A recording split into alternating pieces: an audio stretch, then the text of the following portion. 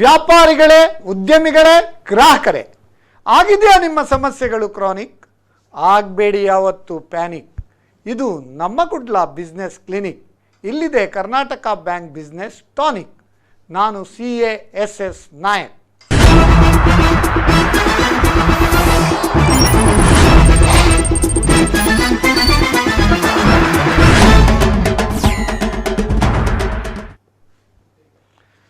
ವೀಕ್ಷಕರೇ, ನಿಮಗೆಲ್ಲರಿಗೂ Karnataka bank business tonic ಇದರ 78ನೇ ಸಂಚಿಕೆಗೆ ಸ್ವಾಗತ.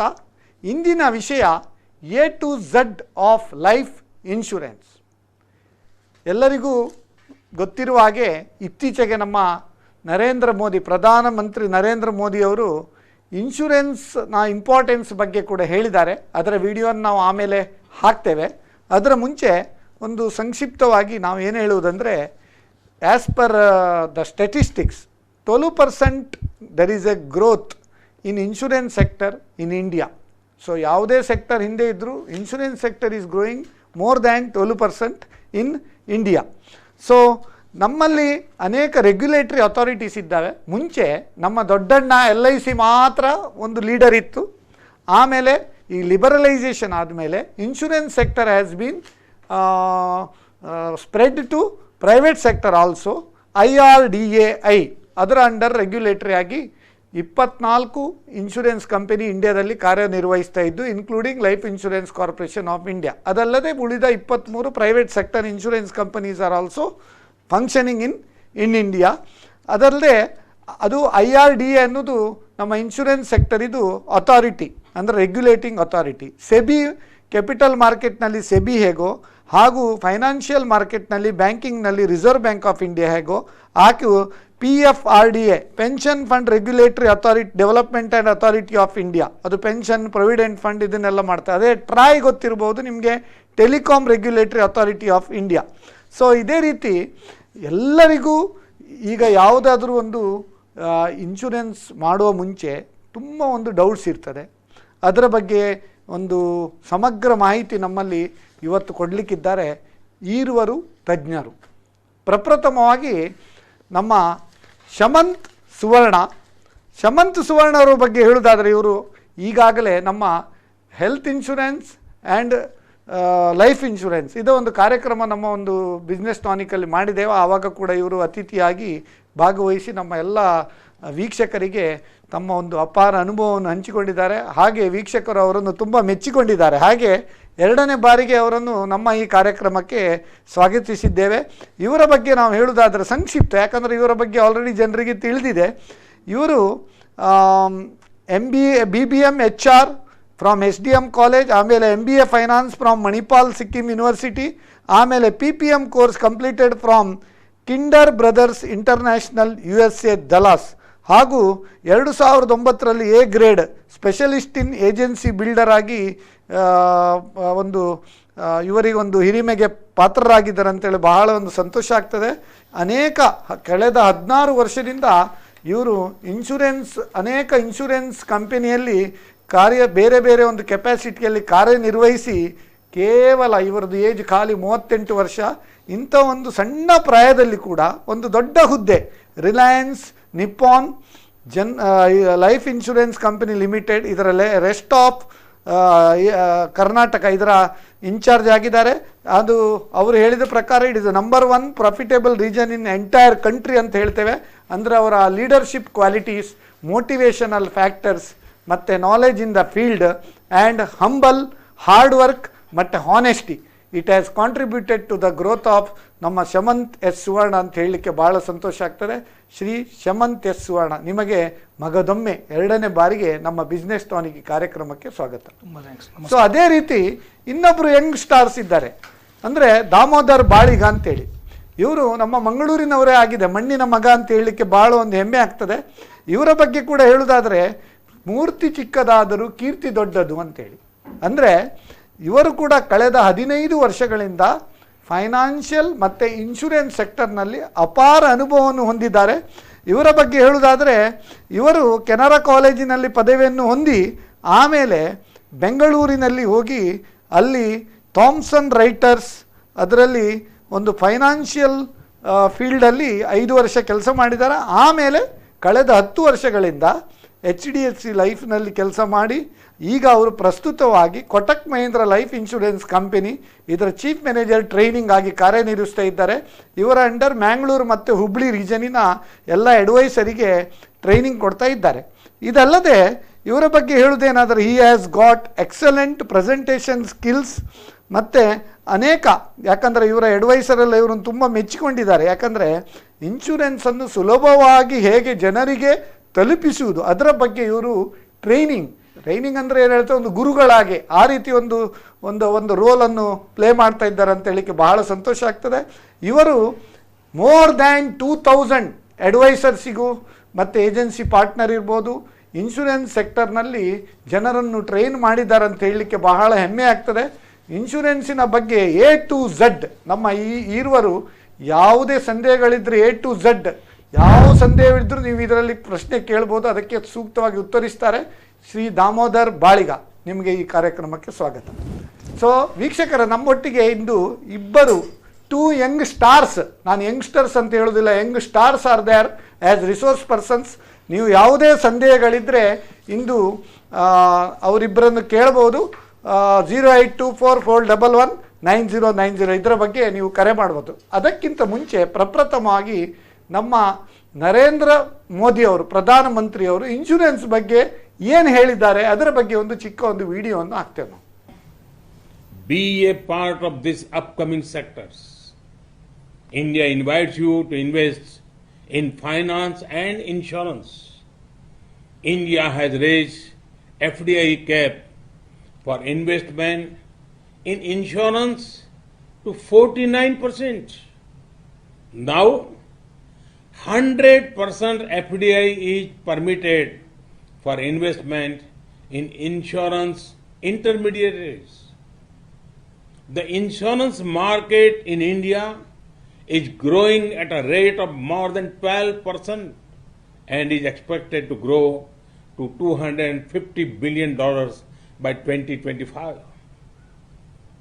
With the success of Ayushman Bharat, our health assurance scheme, PM Fasal Bima Yojana, our crop insurance scheme, and Jan Suraksha, or social security schemes, the government has laid the ground for quick adoption and acceptance of insurance products.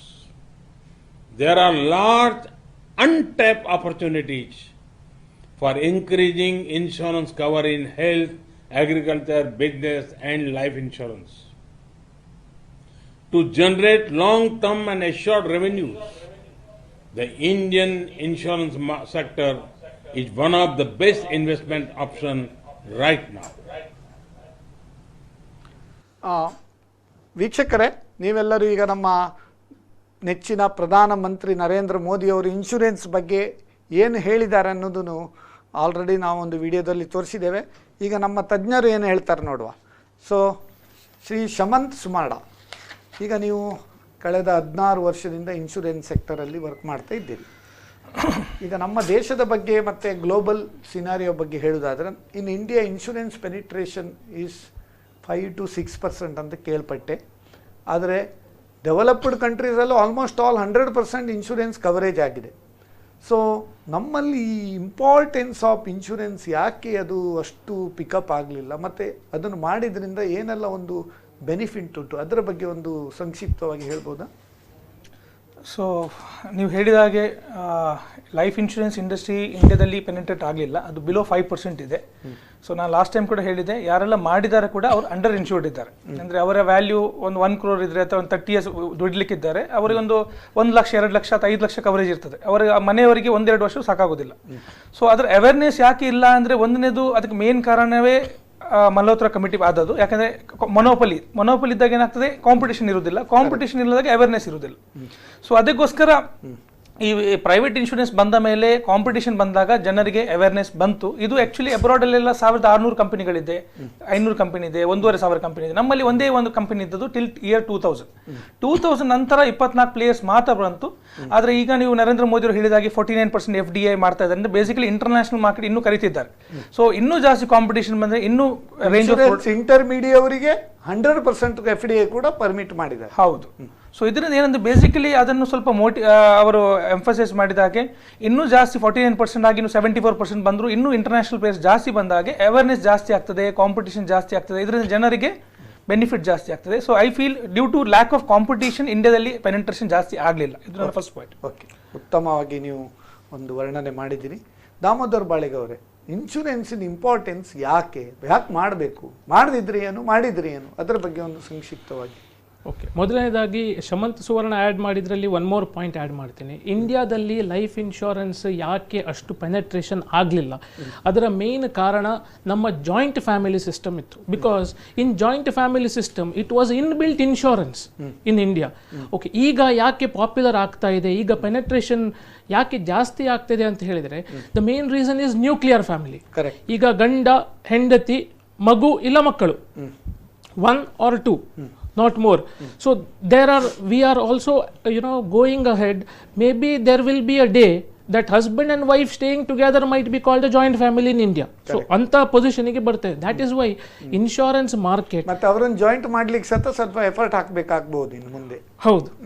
So that is why insurance was not popularized in India because inbuilt family system ಅಲ್ಲೇ ಇತ್ತು. ಈಗ ಇಲ್ಲ, ಅದಕ್ಕೋಸ್ಕರ ಈಗ ತುಂಬಾ companies ಬರ್ತಾ ಇದೆ. Shamanth sir ಹೇಳಿದಾಗೆ many 24 life insurance companies ಬಂತು. Plus to answer your question right now sir, the very important aspect is now ನೋಡಬೇಕು. Last week it was in the news that India bought 5 Rafale planes. Correct.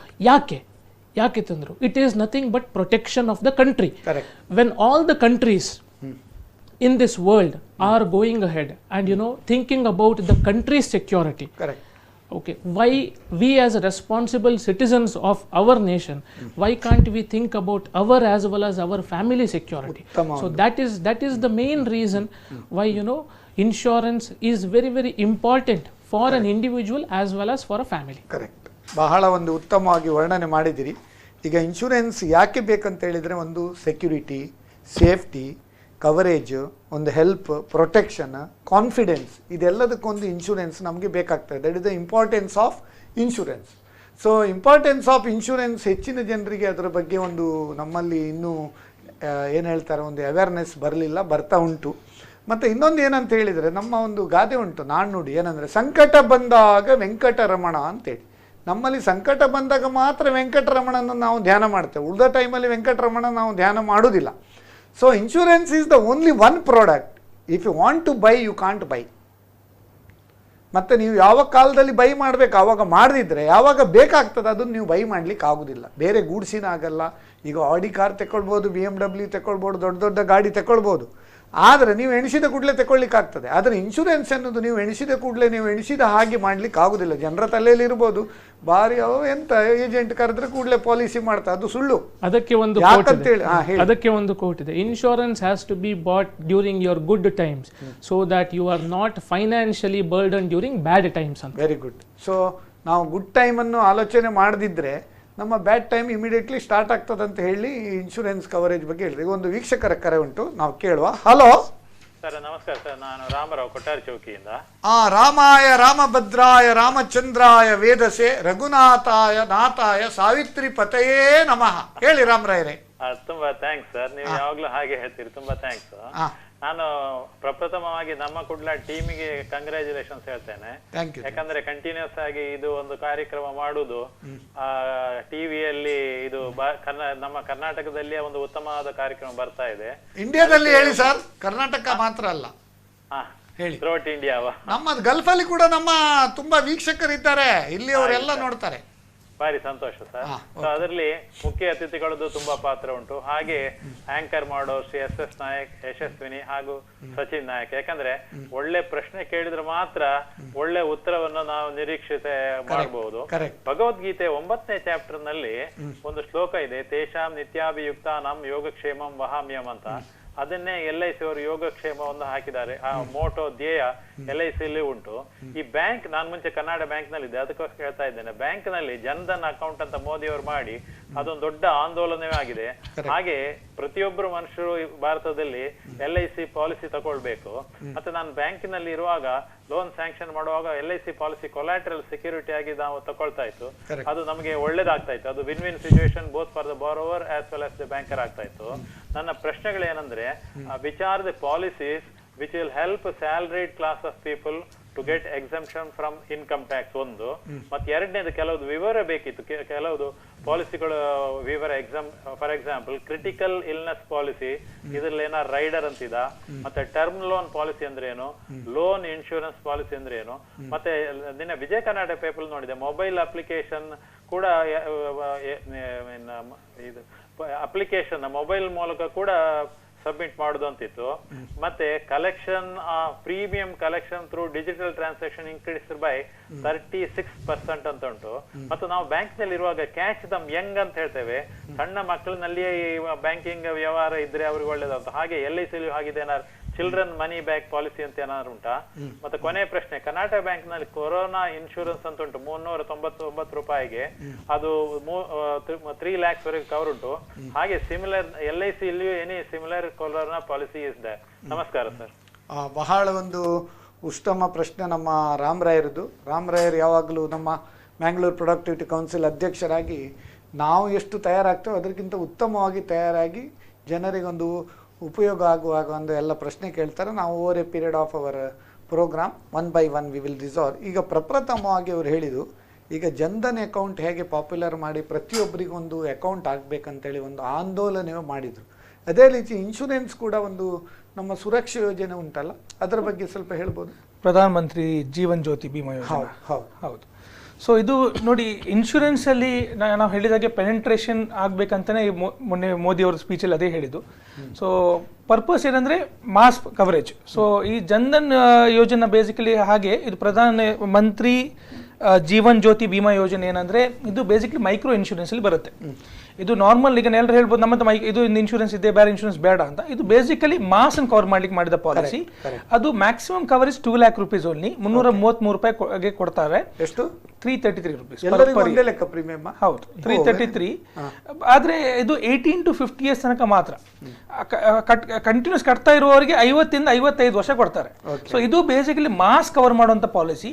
So ಇದು ಇವರ ಜನ್ಧನ್ ಯೋಜನೆಗೆ. ಆದ್ರೆ ನನ್ನ ಪ್ರಕಾರ ಇದು ನಾನು ಹೇಳಿದಾಗ ಮೈಕ್ರೋ ಫೈನಾನ್ಸ್ ಎಲ್ರಿಗೆ ಇದು ಯೂಸ್ಫುಲ್ ಆಗುದಿಲ್ಲ. ಯಾಕಂದ್ರೆ ಜನರಲ್ 50 ರಿಂದ 50 ವರ್ಷ ಆಗಿ ಪ್ರೀಮಿಯಂ ಸ್ಟಾಪ್ ಮಾಡಿದ್ರೆ ಆಕ್ಚುಲಿ ಕ್ಲೈಮ್ ಬರುವುದು ಅದ್ರ ನಂತರ. ಅದೇ ಹೇಳಿದ್ ಆ ಟೈಮಲ್ಲಿ ಅವರಿಗೆ ಏನು ಕವರೇಜ್ ಇಲ್ಲ. ಅದೇ ಹೇಳಿದ್ ನಾರ್ಮಲ್ ಆಗಿ ಅದು ಮಾಸ್ ಕವರೇಜ್. ಏನಂದ್ರೆ ಸೆಕೆಗಾಲದಲ್ಲಿ ನಾವು ಕೊಡೆ ಹಿಡ್ಕೊಂಡು ಹೋದಾಗೆ ತಿಂಗಳ ಬೆಳಕಲ್ಲಿ, ಸೆಕೆಗಾಲದಲ್ಲಾದ್ರೂ ಬೇಕಾಗ್ತದೆ ಬಿಸಿಲಿಂದ ಒಂದು ಪ್ರೊಟೆಕ್ಷನ್ಗೆ. ನಾವು ತಿಂಗಳ ಬೆಳಕಲ್ಲಿ ಕೊಡೆ ಹಿಡ್ಕೊಳ್ಳೋದು ಹೇಳ್ತಾರೆ ನೋಡಿ, ಅಲ್ಪನಿಗೆ ಐಶ್ವರ್ಯ ಬಂದಾಗ ಬೆಳಕಿನಲ್ಲಿ ಕೊಡೆ ಹಿಡ್ಕೊಂಡು ಹೋಗ್ತಾನೆ ಇನ್ಸ್ಟೆಡ್ ಆಫ್ ನಥಿಂಗ್ ಸಮಥಿಂಗ್ ಅಂತ. ಅವಾಗ ಏನಾಗ್ತದೆ, ಆ ಕೊಡೆ ಬರ್ಡನ್ ನಮ್ಗೆ ವಿನ ಕೊಡೆ ನಮ್ಗೆ ಶೆಲ್ಟರ್ ಇಲ್ಲ. ಹೌದು. ಈಗ ಇನ್ಶೂರೆನ್ಸ್ ಪಾಲಿಸಿಯಲ್ಲಿ ಒಂದು ಪ್ರಾಡಕ್ಟ್ ಉಂಟು, ತುಂಬಾ ನಾನು ಕೇಳ್ಪಟ್ಟೆ. ಏನಂದ್ರೆ ಈಗ ಇವರು ರಾಮರಾವ್ ಹೇಳಿದ್ರು ಕ್ಯಾಚ್ ದಮ್ ಯಂಗ್ ಅಂತ. ಅಫ್ಕೋರ್ಸ್ ಯಂಗಿರುವಾಗ ಅವರಿಗೆ ಪ್ರೀಮಿಯಂ ಪೇಮೆಂಟ್ ಕೆಪಾಸಿಟಿ ಇದೆ. ಇಲ್ದಿದ್ರೆ the spendthrifts, nowadays youngsters are spendthrifts ಅಂತ ಹೇಳ್ಬೋದು. ಅನ್ನೆಸೆಸರಿಲಿ ನಾವು ಖರ್ಚು ಮಾಡೋದು ಬರಲಿ, ಸ್ವಲ್ಪ ಒಂದು ಸೇವಿಂಗ್ಸ್ ಇನ್ಶೂರೆನ್ಸ್ ಎಲ್ಲ ಹಾಕಿದ್ರು ಒಂದು ಟ್ಯಾಕ್ಸೇಷನ್ ಬೆನಿಫಿಟ್ ಕೂಡ ಉಂಟು. ಅವರು ಆ ಒಂದು ಪ್ರಾಯದಲ್ಲಿ ಮಾಡಿದ್ರೆ ಈಗ 10 ರಿಂದ 15 ವರ್ಷ for example up to 50 years ಕಟ್ತಾರೆ. ಬಟ್ 75 ಏಜ್ ವರೆಗೆ ಕವರೇಜ್. ಕಟ್ಟುದು ಪ್ರೀಮಿಯಂ 15 ವರ್ಷ ಮಾತ್ರ, but coverage up to 75 years. ಅಥವಾ ಯಾವುದೋ ಒಂದು 99 years ಕವರೇಜ್ ಕೂಡ ನಾನು ಕೇಳ್ಪಟ್ಟೆ. ಸೊ ಅದರ ಬಗ್ಗೆ ನಿಮ್ಮ ಏನು ಒಪಿನಿಯನ್? ಅದರ ಬಗ್ಗೆ ಕರೆಕ್ಟ್ ಸರ್ ನೀವು ಹೇಳಿದ್ದು. ಈಗ just to add on to Pradhan Mantri Jeevan Jyoti Bima Yojana, ನಮ್ಮ ಶಮಂತ್ ಸರ್ ಹೇಳಿದ ಹಾಗೆ, ಪ್ಲಸ್ ಈ ಪ್ರೋಗ್ರಾಮ್ ಬಿಗಿನಿಂಗ್ ಆಗುವಾಗ ನೀವು ಒಂದು ಮಾತು ಹೇಳಿದ್ರಿ, 5 to 7% is the insurance penetration in India ಅಂತ. So 93% is untapped potential. It might be due to lack of awareness or carelessness. Okay, so adakkoskara to tap that 97%, to make the insurance policies affordable to the masses. It is the cheapest form of insurance which the present government is offering to everyone. Card ಹೋಲ್ಡರ್ಸ್ಗೆ ಯಾರಿಗೆ ತುಂಬಾ ಒಂದು ಶಕ್ತಿ ಇಲ್ಲ ಮತ್ತೆ regularity of premium ಕಟ್ಟುವುದು ಇದಿಲ್ಲ ಅಂತವರಿಗೆಲ್ಲ it will be to popularize. ಅದನ್ನ ನಾವು ಕೂಡ ಮಾಡಬಹುದಲ್ಲ. ಈಗ say I am a practising chartered accountant, can I do that too? Absolutely. Oh, that also I can do. 3 insurance scheme ನಮ್ಮ NDA ಸರ್ಕಾರ ತಂದಿದೆ. The first one is Ayushman Bharat. Okay, second one is Pradhan Mantri Jan ಸುರಕ್ಷಾ ಯೋಜನಾ. ಅಂದ್ರೆ 12 ರೂಪಾಯಿಗೆ 2 lakh ವರೆಗೆ insurance cover ಸಿಗುತ್ತೆ, accidental death benefit. Plus Jeevan Jyoti Yojana, Pradhan Mantri Jeevan Jyoti Yojana. These are the 3 life insurance. 333 rupees or depends on the age. ಒಂದು ಅದಲ್ಲದೆ ಬೇರೆ ಬೇರೆ ಇನ್ಶೂರೆನ್ಸ್ ಉಂಟು, ಕ್ರಾಪ್ ಇನ್ಶೂರೆನ್ಸ್ ಉಂಟು, ಜನರಿಗೆ ರೈತರಿಗೆ ಕೂಡ ಕವರ್ ಆಗುವ ಹಾಗೆ. ಹೆಲ್ತ್ ಇನ್ಶೂರೆನ್ಸ್, ಈಗ ಈ ಕೊರೋನಾದ ಬಗ್ಗೆ ಅವರು ಹೇಳಿದ್ರಲ್ಲ, ಹೆಲ್ತ್ ಇನ್ಶೂರೆನ್ಸ್ ಇರಬಹುದು. ನಾವು ಅದರ ಬಗ್ಗೆ ಎಲ್ಲ ಸಪರೇಟ್ ಕಾರ್ಯಕ್ರಮ ಇಡ್ತೇವೆ. ಜನರಲ್ ಇನ್ಶೂರೆನ್ಸ್ ಉಂಟು, ಪ್ರೊಫೆಷನಲ್ ಇಂಡೆಮ್ನಿಟಿ ಇನ್ಶೂರೆನ್ಸ್ ಅಂತ ಉಂಟು. ಆಮೇಲೆ ಲೋನ್ ತೆಗೆದ್ರೆ ಆ ಲೋನ್ ಲಿಂಕ್ಡ್ ಕೂಡ ಇನ್ಶೂರೆನ್ಸ್ ಕೂಡ ಉಂಟು. ಆಮೇಲೆ ಅನೇಕ, ಈಗ ಬ್ಯಾಂಕ್ ಅಲ್ಲಿ ಯಾರಿಗೆ ಕೊಲಾಟ್ರಲ್ ಇಲ್ಲದೆ ಲೋನ್ ಕೊಟ್ರೆ ಈಗ ಅದು ಕೂಡ ಕ್ರೆಡಿಟ್ ಗ್ಯಾರಂಟಿ ಕಾರ್ಪೊರೇಷನ್ ಅವರು ಇನ್ಶೂರ್ ದ್ಯಾಟ್ ಲೋನ್ ಆಲ್ಸೋ. ಬ್ಯಾಂಕಿನವ್ರಿಗೆ ಕೂಡ ಸೇವುದು. ಮತ್ತೆ ಈಗ ಮೊನ್ನೆ ನೋಡಿ, ನಾವು 3 ಪ್ರೋಗ್ರಾಮ್ ಮಾಡಿದ್ದೇವೆ ಆತ್ಮನಿರ್ಭರ್ ಭಾರತ ಅಲ್ಲಿ. ನಮ್ಮ ಪ್ರಧಾನಮಂತ್ರಿಯ 3 ಕಾರ್ಯಕ್ರಮ, ಅದನ್ನು 3 ಆತ್ಮನಿರ್ಭರ್ ಭಾರತದ್ದು 3 ಕಾರ್ಯಕ್ರಮ ಮಾಡಿದ ಒಂದು ಕೀರ್ತಿ ನಮ್ಮ ಕುಡ್ಲ ಚಾನಲಿಗೆ ಸಲ್ತದೆ. ಯಾಕಂದ್ರೆ ಯಾವ ಟಿವಿಯಲ್ಲಿ 3 ಕಾರ್ಯಕ್ರಮ ಯಾರು ಮಾಡಲಿಲ್ಲ. ಆ 3 ಕಾರ್ಯಕ್ರಮದಲ್ಲಿ ನಾವು ಹೇಳಿದ್ದೇವೆ ಆತ್ಮನಿರ್ಭರ್ ಭಾರತಲ್ಲಿ ಏನಂತ ಹೇಳಿದರೆ, ಇದರ ಬಗ್ಗೆ ಯಾವುದು, ನಾವು ಯಾವುದಾದ್ರೂ ಈಗ ಎಕ್ಸಿಸ್ಟಿಂಗ್ ಲೋನ್ ಇದ್ದರೆ ಅದಕ್ಕೆ ಎಮರ್ಜೆನ್ಸಿ ಕ್ರೆಡಿಟ್ ಅಂತೇಳಿ ನಾವು ಗವರ್ಮೆಂಟ್ನವರು ಎಲ್ಲ ಬ್ಯಾಂಕಿನವರು ಪಾರ್ಟಿಸಿಪೇಟ್ ಮಾಡಿ ಕೊಡ್ತಾರೆ, ಕಮರ್ಷಿಯಲ್ ಬ್ಯಾಂಕಿನವರು. ಆ ಎಮರ್ಜೆನ್ಸಿ ಲೋನ್ ಕೊಡೋದು entire loan amount including interest, ಅದು NCGLT ಅಂತೇಳಿ, national credit guarantee corporation of limited, ಅದು ಕೂಡ ಅದು ಇನ್ಶೂರೆನ್ಸ್ ಅಲ್ಲಿಗೆ ಅವರಿಗೆ ಬರ್ತದೆ. ಸೊ ಆ ರೀತಿ ಹೆಚ್ಚಿನದೆಲ್ಲ ಇನ್ಶೂರೆನ್ಸಲ್ಲಿ ಕವರ್ ಆಗ್ತದೆ. ಆದ್ದರಿಂದ ಜನರಿಗೆ ಒಂದು ಈ ಪೆನಿಟ್ರೇಷನ್ ಬಗ್ಗೆ ಅವೇರ್ನೆಸ್ ಪ್ರೋಗ್ರಾಮ್ ಸ್ವಲ್ಪ ಕಮ್ಮಿ ಉಂಟಂತೇಳಿ ನಿಮ್ಮ ಒಂದು ಭಾವನೆ. ಆಯಿತು. ಈಗ ಶಮಂತ್ ಸುವರ್ಣ ಅವರೇ, ನೀವೀಗ ಇನ್ಶೂರೆನ್ಸ್ ಇಂಡಸ್ಟ್ರಿಯಲ್ಲಿ 16 ವರ್ಷದಿಂದ ಇದ್ದೀರಿ. ಈಗ ಇನ್ಶೂರ್ ಮಾಡುವಾಗ first principle is coverage of risk. ಹೌದು ಅಲ್ವಾ? ಕವರೇಜ್ ಆಫ್ ರಿಸ್ಕ್ ಆದಮೇಲೆ ಮತ್ತೆ ರಿಟರ್ನ್ಸ್. ಹೌದು. ಆದರೆ ಇತ್ತೀಚೆಗೆ ಏನಾಗಿದೆ, ಜನರಿಗೆ ರಿಸ್ಕ್ ಕವರೇಜ್ಗಿಂತ ಜಾಸ್ತಿ ಇನ್ವೆಸ್ಟ್ಮೆಂಟ್ ಪ್ರಾಡಕ್ಟ್ ಆಗಿ ನಮಗೆ ಏನು ಸಿಗ್ತದೆ ಅದರ ಬಗ್ಗೆ ಆಲೋಚನೆ ಮಾಡ್ತಾರೆ. ಇದರ ಬಗ್ಗೆ ಒಂದು ಬ್ರೀಫ್ ಮಾಡ್ಬೋದಾ? ಹೌದು, ಈಗದ ಕಾಲದಲ್ಲಿ ಅದು basic principal life insurance start ಆದ ರಿಸ್ಕಿಂದ. ಆದರೆ ಈಗ ನಾವು 80 to 90% ಕಸ್ಟಮರ್ ಇನ್ವೆಸ್ಟ್ಮೆಂಟ್ ಆಗಿ ನೋಡ್ತಾ ಇದ್ದಾರೆ. ಕಾರಣ ಏನಂದ್ರೆ, ಲೈಫ್ ಇನ್ಶೂರೆನ್ಸ್ ಒಂದು ಓನ್ಲಿ ಇನ್ವೆಸ್ಟ್ಮೆಂಟು. ಏನಂದ್ರೆ ಅದು ನಿಮಗೆ, ಈಗ ನೀವು ಲೋನ್ ಕಟ್ತೀರಾ, ಕ್ರೆಡಿಟ್ ಕಾರ್ಡ್ ಕಟ್ತೀರಾ, ಕಾರ್ ಲೋನ್, ಹೌಸಿಂಗ್ ಲೋನ್, 30 ವರ್ಷ 20 ವರ್ಷ ಉಳಿಸ್ತೀರಾ. ಅದೇ ರೀತಿ insurance only investment which helps you to save forcibly. ಈಗ ನಿಮಗೆ ಶೇರ್ ಮಾರ್ಕೆಟ್ ಇವತ್ತು ಕೆಳಗೆ ಎಲ್ಲರೂ ಇನ್ವೆಸ್ಟ್ ಮಾಡ್ತೇವೆ, ಮೇಲೆ ಹೋದ್ಮೇಲೆ ನಾವು ವೇಟ್ ಮಾಡ್ತೇವೆ 5 ವರ್ಷ 10 ವರ್ಷ. So insurance basically helps you to save forcibly. That's the reality of this. So ಅದಕ್ಕೋಸ್ಕರ ತುಂಬಾ ಮಂದಿ ಇನ್ಶೂರೆನ್ಸ್ ಪ್ರೊಟೆಕ್ಷನ್ ಜೊತೆಗೆ ಸೇವಿಂಗ್ಸ್ ಅಂಡ್ ಕಾನ್ಸೆಪ್ಟ್ ನೋಡ್ತಾ ಇದ್ದಾರೆ. ಒಂದನೇದು. ಎರಡನೇದು, ಇನ್ಶೂರೆನ್ಸ್ ಸಿಗುವ ರಿಟರ್ನ್ಸ್ ಇವತ್ತು ಗ್ಯಾರಂಟಿಡ್ ಆಗಿದೆ. ಮೋಸ್ಟ್ ಆಫ್ ದ ಕಂಪನಿಯಲ್ಲಿ ಈಗ ಪ್ರಿಂಟೆಡ್ ಗ್ಯಾರಂಟಿ ಪ್ರಾಡಕ್ಟ್ಸ್ ಬಂದಿದೆ. ಸೊ ನೆಕ್ಸ್ಟ್ ಇಯರ್ ಮೊನ್ನೆ ನಾವು ಒಂದು ಇನ್ವೆಸ್ಟ್ಮೆಂಟ್ ಆಪರ್ಚುನಿಟೀಸ್ ಅದರ ಬಗ್ಗೆ ಇತ್ತು, ಫಾಲಿಂಗ್ ಇಂಟ್ರೆಸ್ಟ್ ಟ್ರೆಂಡ್ ಇರುವಾಗ ಹೇಗೆ ಅಂತ. ರೆಪೋ ರೇಟ್ ಕಮ್ಮಿ. ಅದರಲ್ಲಿ ಇನ್ಶೂರೆನ್ಸ್ ಈಗ ಬ್ಯಾಂಕ್ ಅಲ್ಲಿ FD ಇಟ್ಟರೆ ಈಗ ಸಿಗುದು 5.5 ಇಂದ 6%. ಕರೆಕ್ಟ್. ನಿಮ್ಮ ಇನ್ಶೂರೆನ್ಸ್ ಕಂಪನಿಯಲ್ಲಿ ಇಟ್ಟರೆ ಎಷ್ಟು ಸಿಗ್ತದೆ ರಿಟರ್ನ್ಸ್? ನೋಡಿ, ರಿಟರ್ನ್ಸ್ ಸಬ್ಜೆಕ್ಟ್ ಟು ಪ್ರಾಡಕ್ಟ್ಸ್ ಅವರ ಏಜ್ ಮೇಲೆ ಬರುತ್ತೆ, ಮಾರ್ಟಾಲಿಟಿ ಬರ್ತದೆ. ರಿಟರ್ನ್ಸ್ ಇಂದ ಮೇನ್ ಆಗಿ ನಾನು ಸಾಧಾರಣ ಒಂದು ಗ್ಯಾರಂಟಿಡ್ ಪ್ರಾಡಕ್ಟ್ ಅಲ್ಲಿ ಎಷ್ಟು 6% ಎಲ್ಲ ಬರುತ್ತಲ್ಲ? ಹೌದು, 6 to 7% ಬರ್ತದೆ. 20-25 ವರ್ಷಕ್ಕೆ ಕವರ್ ಮಾಡಿದ್ರೆ ಆ 25 ವರ್ಷವು ಇದೇ 6% 7% ನೀವು ಕೊಡ್ತೀರಿ. ಈ ರೇಟ್ ಆಫ್ ಇಂಟ್ರೆಸ್ಟ್ ಈಗ ರಿಪೋ ಲಿಂಕ್ಡ್ ರೇಟ್ ಅನ್ನೋದು ಬ್ಯಾಂಕ್ ಅಲ್ಲಿ ಕಮ್ಮಿ ಆದ್ರೆ ಕಮ್ಮಿ ಮಾಡ್ತಾರೆ, ಜಾಸ್ತಿ ಅದು ಹಾಗೆ ಇಲ್ಲ ಅಲ್ಲ? ಅಲ್ಲ, 2 ರೀತಿ ಪ್ರಾಡಕ್ಟ್ಸ್ ಉಂಟು ಸರ್. ಒಂದು ಪಾರ್ಟಿಸಿಪೇಟಿಂಗ್ ಪಾಲಿಸಿ. ಪಾರ್ಟಿಸಿಪೇಟಿಂಗ್ ಪಾಲಿಸಿ ಅಂದ್ರೆ ನೀವು ಹೇಳಿದಾಗೆ ಅದು ಬೋನಸ್ ಫ್ಲಕ್ಚುಯೇಟ್ ಆಗ್ತದೆ. ಕರೆಕ್ಟ್. ಟ್ರೆಡಿಷನ್ ನಮ್ಮ ಮುಂಚಿನ ಎಲ್ಲ LIC ಮೆಜಾರಿಟಿ ವೇರ್ ಪಾರ್ಟಿಸಿಪೇಟಿಂಗ್. ಇತ್ತೀಚೆಗೆ ಹೊಸ ಟ್ರೆಂಡ್ ಬಂದಿದೆ, ಇದು ಗ್ಯಾರಂಟಿಡ್ ಪ್ರಾಡಕ್ಟ್ಸ್ ಅಂದ್ರೆ ನಾನ್ ಪಾರ್ಟಿಸಿಪೇಟಿಂಗ್. ಅಂದ್ರೆ ನೀವು 5 ಲಕ್ಷ ಕಟ್ಟಿದ್ರೆ 1 ಕೋಟಿ ನಾವು ಬಾಂಡ್ ಅಲ್ಲಿ ಬರೆದು ಕೊಡ್ತೇವೆ. 5 lakhs if you save for 10 years, printed guarantee 1 crore 10 lakh bond ಅಲ್ಲಿ ಬರ್ದು ಕೊಡ್ತಾರೆ. ಸೊ ರೆಪೋ ರೇಟ್ ನಾಳೆ ಕಮ್ಮಿ ಆಗಿ FD 3% ಆದ್ರೂ FD ರೇಟ್ ಇಸ್ ಗ್ಯಾರಂಟಿಡ್. ಇದಕ್ಕೆ ಒಂದು ಇನ್ಸ್ಟೆನ್ಸ್ ಕೊಡ್ತೇನೆ ಸರ್. ಈಗ ನೆಕ್ಸ್ಟ್ ಇಯರ್ FD ರೇಟ್ ಯಾರಿಗಾದ್ರು ಗೊತ್ತುಂಟಾ? ಇಲ್ಲ. ನೆಕ್ಸ್ಟ್ ಇಯರ್ 2025 PPF ರೇಟ್ ಗೊತ್ತುಂಟಾ? ಕಮ್ಮಿ ಆಗ್ತಾ ಉಂಟು. ಜಪಾನ್ ಅಲ್ಲೆಲ್ಲ 0% ಪೇ ಅಲ್ವಾ? ಸೊ ಯಾರಿಗೆ ಕೂಡ ರೇಟ್ ಆಫ್ ಇಂಟ್ರೆಸ್ಟ್ ಬರ್ದು ಕೊಡ್ಲಿಕ್ಕೆ ಯಾರಿಗೂ ಸಾಧ್ಯ ಇಲ್ಲ. ಯಾವ ಬ್ಯಾಂಕ್ ಮ್ಯಾನೇಜರ್ ಸಹ ಹೇಳಿದ್ರು ಸ್ವಿಟ್ಜರ್ಲೆಂಡ್ ಅಲ್ಲಿ ಹಣ ಇಟ್ರೆ ನಾವೇ ಹಣ ಕೊಡಬೇಕು. ಹೌದು. ಸೊ ಹೀಗೆ ಪರಿಸ್ಥಿತಿ ಇರುವಾಗ ನಮ್ಮ ಪಾಲಿಸಿಯಲ್ಲಿ ನಾವು ಇವತ್ತೇ ನಿಮಗೆ 5 ರಿಂದ 40 ವರ್ಷ ತನಕ ಅಮೌಂಟ್ ಬರ್ದು ಕೊಡ್ತೇವೆ. ಸೊ ಏನ್ ರಿಪೋ ರೇಟ್ ಡೌನ್ ಆದ್ರೂ ಏನು ಮಾರ್ಕೆಟ್ ಫ್ಲಕ್ಚುಯೇಟ್ ಇದು ಗ್ಯಾರಂಟಿಡ್. ಗ್ಯಾರಂಟಿ ಬಗ್ಗೆ ಮಾತಾಡಿದ್ದು. ಈಗ ನೀವು ಬರೆದು ಕೊಟ್ಟ ಕೂಡಲೇ 20 ವರ್ಷದ ನಂತರ ನೀವು ಗ್ಯಾರಂಟಿ ಕೊಡ್ತೀರಾ ಅಂತ ನಮ್ಗೇನು ಗ್ಯಾರಂಟಿ, ಅದರ ಬಗ್ಗೆ ಹೇಳ್ತೀರಾ? ಹೌದು, ಡೆಫಿನೆಟ್ಲಿ ಸರ್. ನಮ್ಮ ಎಲ್ಲ ಸಂಸ್ಥೆ 24 life insurance companies comes under one regulator which is government of India has appointed that regulator, okay, which is IRDAI.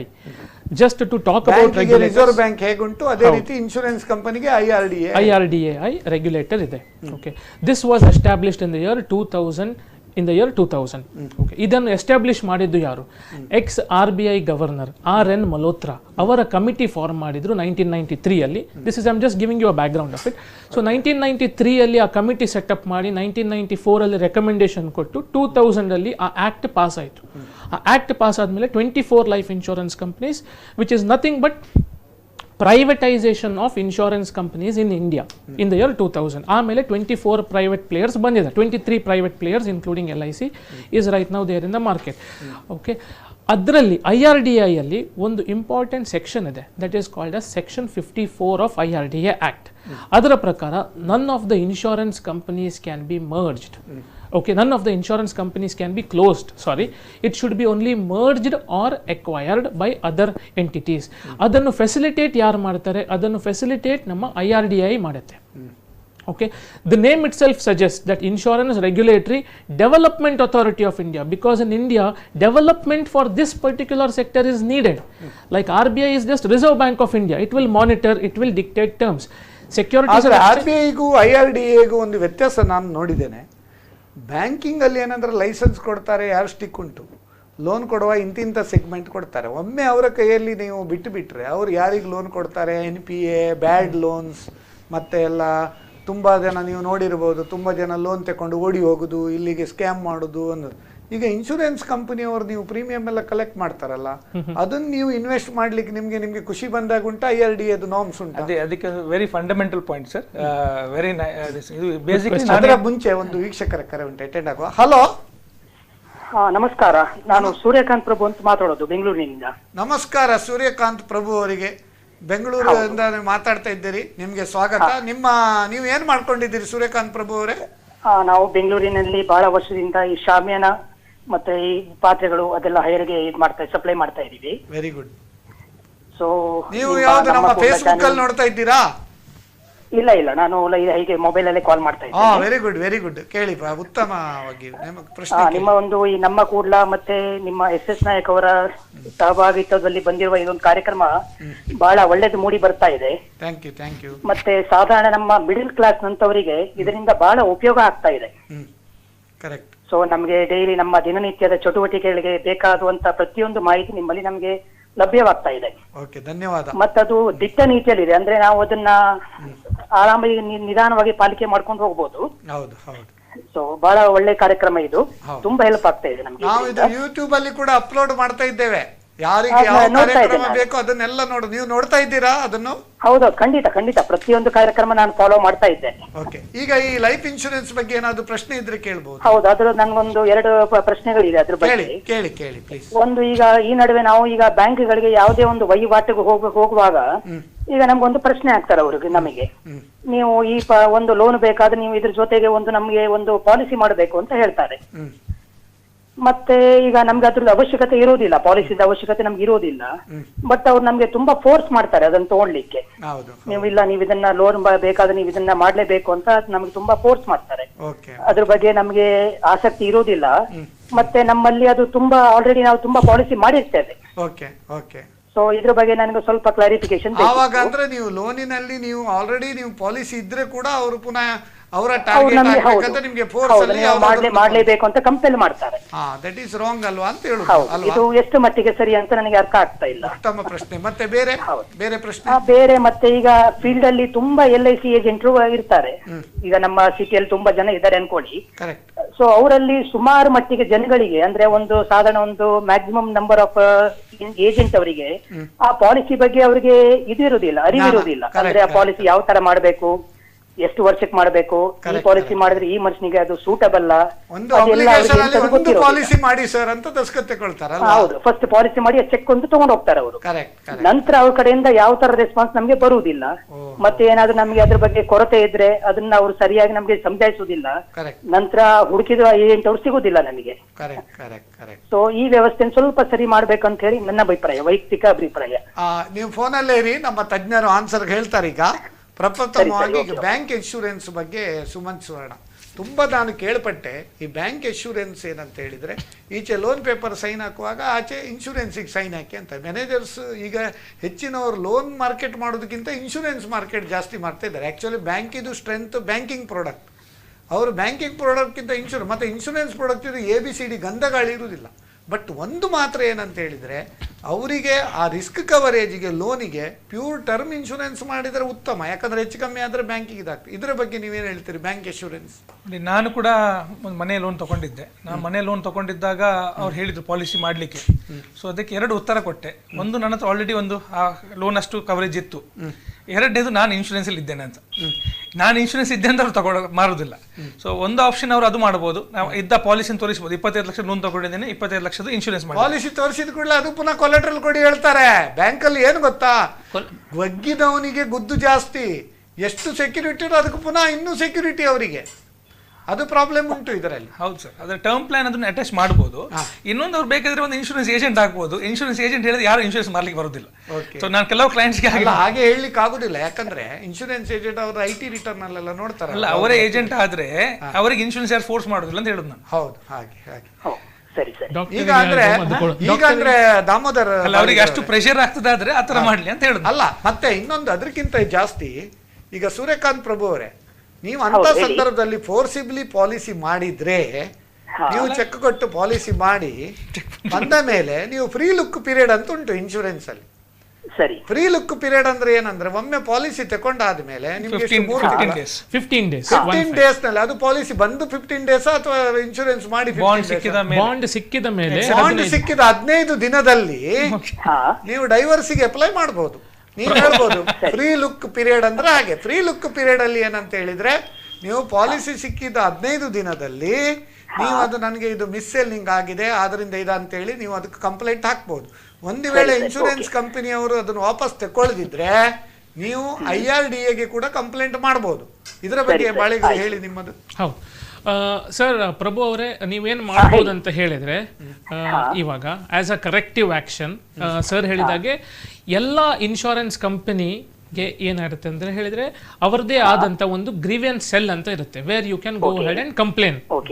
Plus policy holder ಗೆ ಓಕೆ ಬಯರ್ ಬಿ ಅವೇರ್ ಅಂತ ಒಂದು ಕಂಡೀಷನ್ ಇದೆ.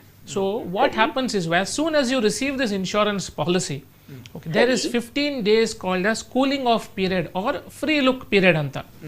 ಸರಿ, ಓಕೆ. ಸೊ ನಿಮಗೆ bond ಸಿಕ್ಕಿ ಆದಮೇಲೆ, ನಮ್ಮ ಕೈಗೆ ಬಂದಾದ ಮೇಲೆ, ಬಾಂಡ್ ಬಂದಾದ ಮೇಲೆ 15 ದಿನ ಟೈಮ್ ಇದೆ ನಿಮಗೆ. ನೀವು ಆ ಬಾಂಡ್ ನೋಡಿ, ನಿಮಗೆ ಏಜೆಂಟ್ ಯಾರು ಮಾರಿದ್ದಾರೆ ಇಲ್ಲ ಬ್ಯಾಂಕ್ನವ್ರು ಏನು ಹೇಳಿದ್ದಾರೆ, ಆ ಹೇಳಿದ್ದು ಕಂಡೀಷನ್ಸ್, ಟರ್ಮ್ಸ್ ಅಂಡ್ ಕಂಡೀಷನ್ಸ್ ಆ ಪಾಲಿಸಿಯಲ್ಲಿ ಇದೆಯಾ ಅಂತ ನೋಡಬೇಕು. ಸರಿ, ಅದು ಹೇಳಿದ್ದು ಮ್ಯಾಚ್ ಆಗದಿದ್ದರೆ ದಯವಿಟ್ಟು get in touch with the company or the bank and tell them to resolve it. Fighting is not the first option. Resolve it, locally resolve ಮಾಡಿ. ಲೋಕಲಿ ಆಗ್ತಾ ಇಲ್ಲ ಅಂತ ಹೇಳಿದ್ರೆ then you can escalate it to the company. For example whichever company, ABC company. ಈ ಬ್ಯಾಂಕಿನವರು ನಿಮ್ಗೆ compel ಮಾಡ್ತಾರಲ್ಲ, ಆ ಅಧಿಕಾರ ಅವ್ರಿಗೆ ಉಂಟಾ ಅಂತ ನಾನು ಕೇಳ್ತೀನಿ. ಅಲ್ಲ, ಲೋನ್ ಸ್ಯಾಂಕ್ಷನ್ ಆದ್ಮೇಲೆ ಮತ್ತೆ ಫ್ರೀ ಲುಕ್ ಪೀರಿಯಡ್ ಅಲ್ಲಿ ನೀವು ಕಂಪೆಲ್ ಮಾಡಿದಾರಂತ ಹೇಳಿ ನೀವು ಅದನ್ನು ವಾಪಸ್ ತೆಗೀರಿ.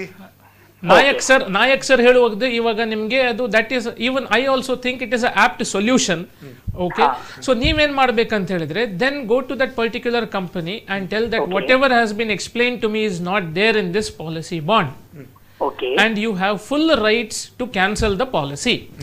ಸರಿ ಸರಿ ಸರಿ ಸರ್. ಮತ್ತೆ ಇನ್ನೊಂದು ಪ್ರಶ್ನೆ ನಮ್ಮ ಸೂರ್ಯಕಾಂತ್ ಪ್ರಭುಗಳದು, ಈ LIC ಇನ್ಶೂರೆನ್ಸ್ ಏಜೆಂಟ್ಸ್ ಈಗ ಅಡ್ವೈಸರ್ ಎಲ್ಲ ಅವರು ಮಾರ್ಕೆಟ್ ಮಾಡುವವರಿಗೆ ಅದರ ನಾಲೆಜ್ ಫುಲ್ ಪ್ರಾಡಕ್ಟ್ ಇರುವುದಿಲ್ಲ, ಒಂದೆರಡು ಮೂರು ಪಾಲಿಸಿ ಬಗ್ಗೆ ಗೊತ್ತಿರ್ತದೆ, ಬೇರೆ ಅವರು ಏನು ಗೊತ್ತುಂಟು ಅದನ್ನೇ ಅವರು ಮಾರ್ಕೆಟ್ ಮಾಡ್ತಾರೆ. ಇವ್ರು ಏನಾದರೂ ಕೇಳಿದರೆ ಅದರ ಬಗ್ಗೆ ಇದು, ಅದಕ್ಕೆ ನೀವು ಅದಕ್ಕೆ ಏನು ಟ್ರೈನಿಂಗ್ ಮತ್ತೆ ಅಂತದೆಲ್ಲ, know your customer, know your product, know your purpose, know your company, know your competitor, know your. ನಾನು ಒಂದು ಇನ್ಶೂರೆನ್ಸ್ ಇದಕ್ಕೆ ಒಂದು ಲೆಕ್ಚರ್ ತಗೊಂಡಿದ್ದೇನೆ, ಸಪ್ತ ಸೂತ್ರಾತ್ ಆಫ್ ಇನ್ಶೂರೆನ್ಸ್, ಪಂಚಶೀಲಾಸ್ ಆಫ್ ಇನ್ಶೂರೆನ್ಸ್,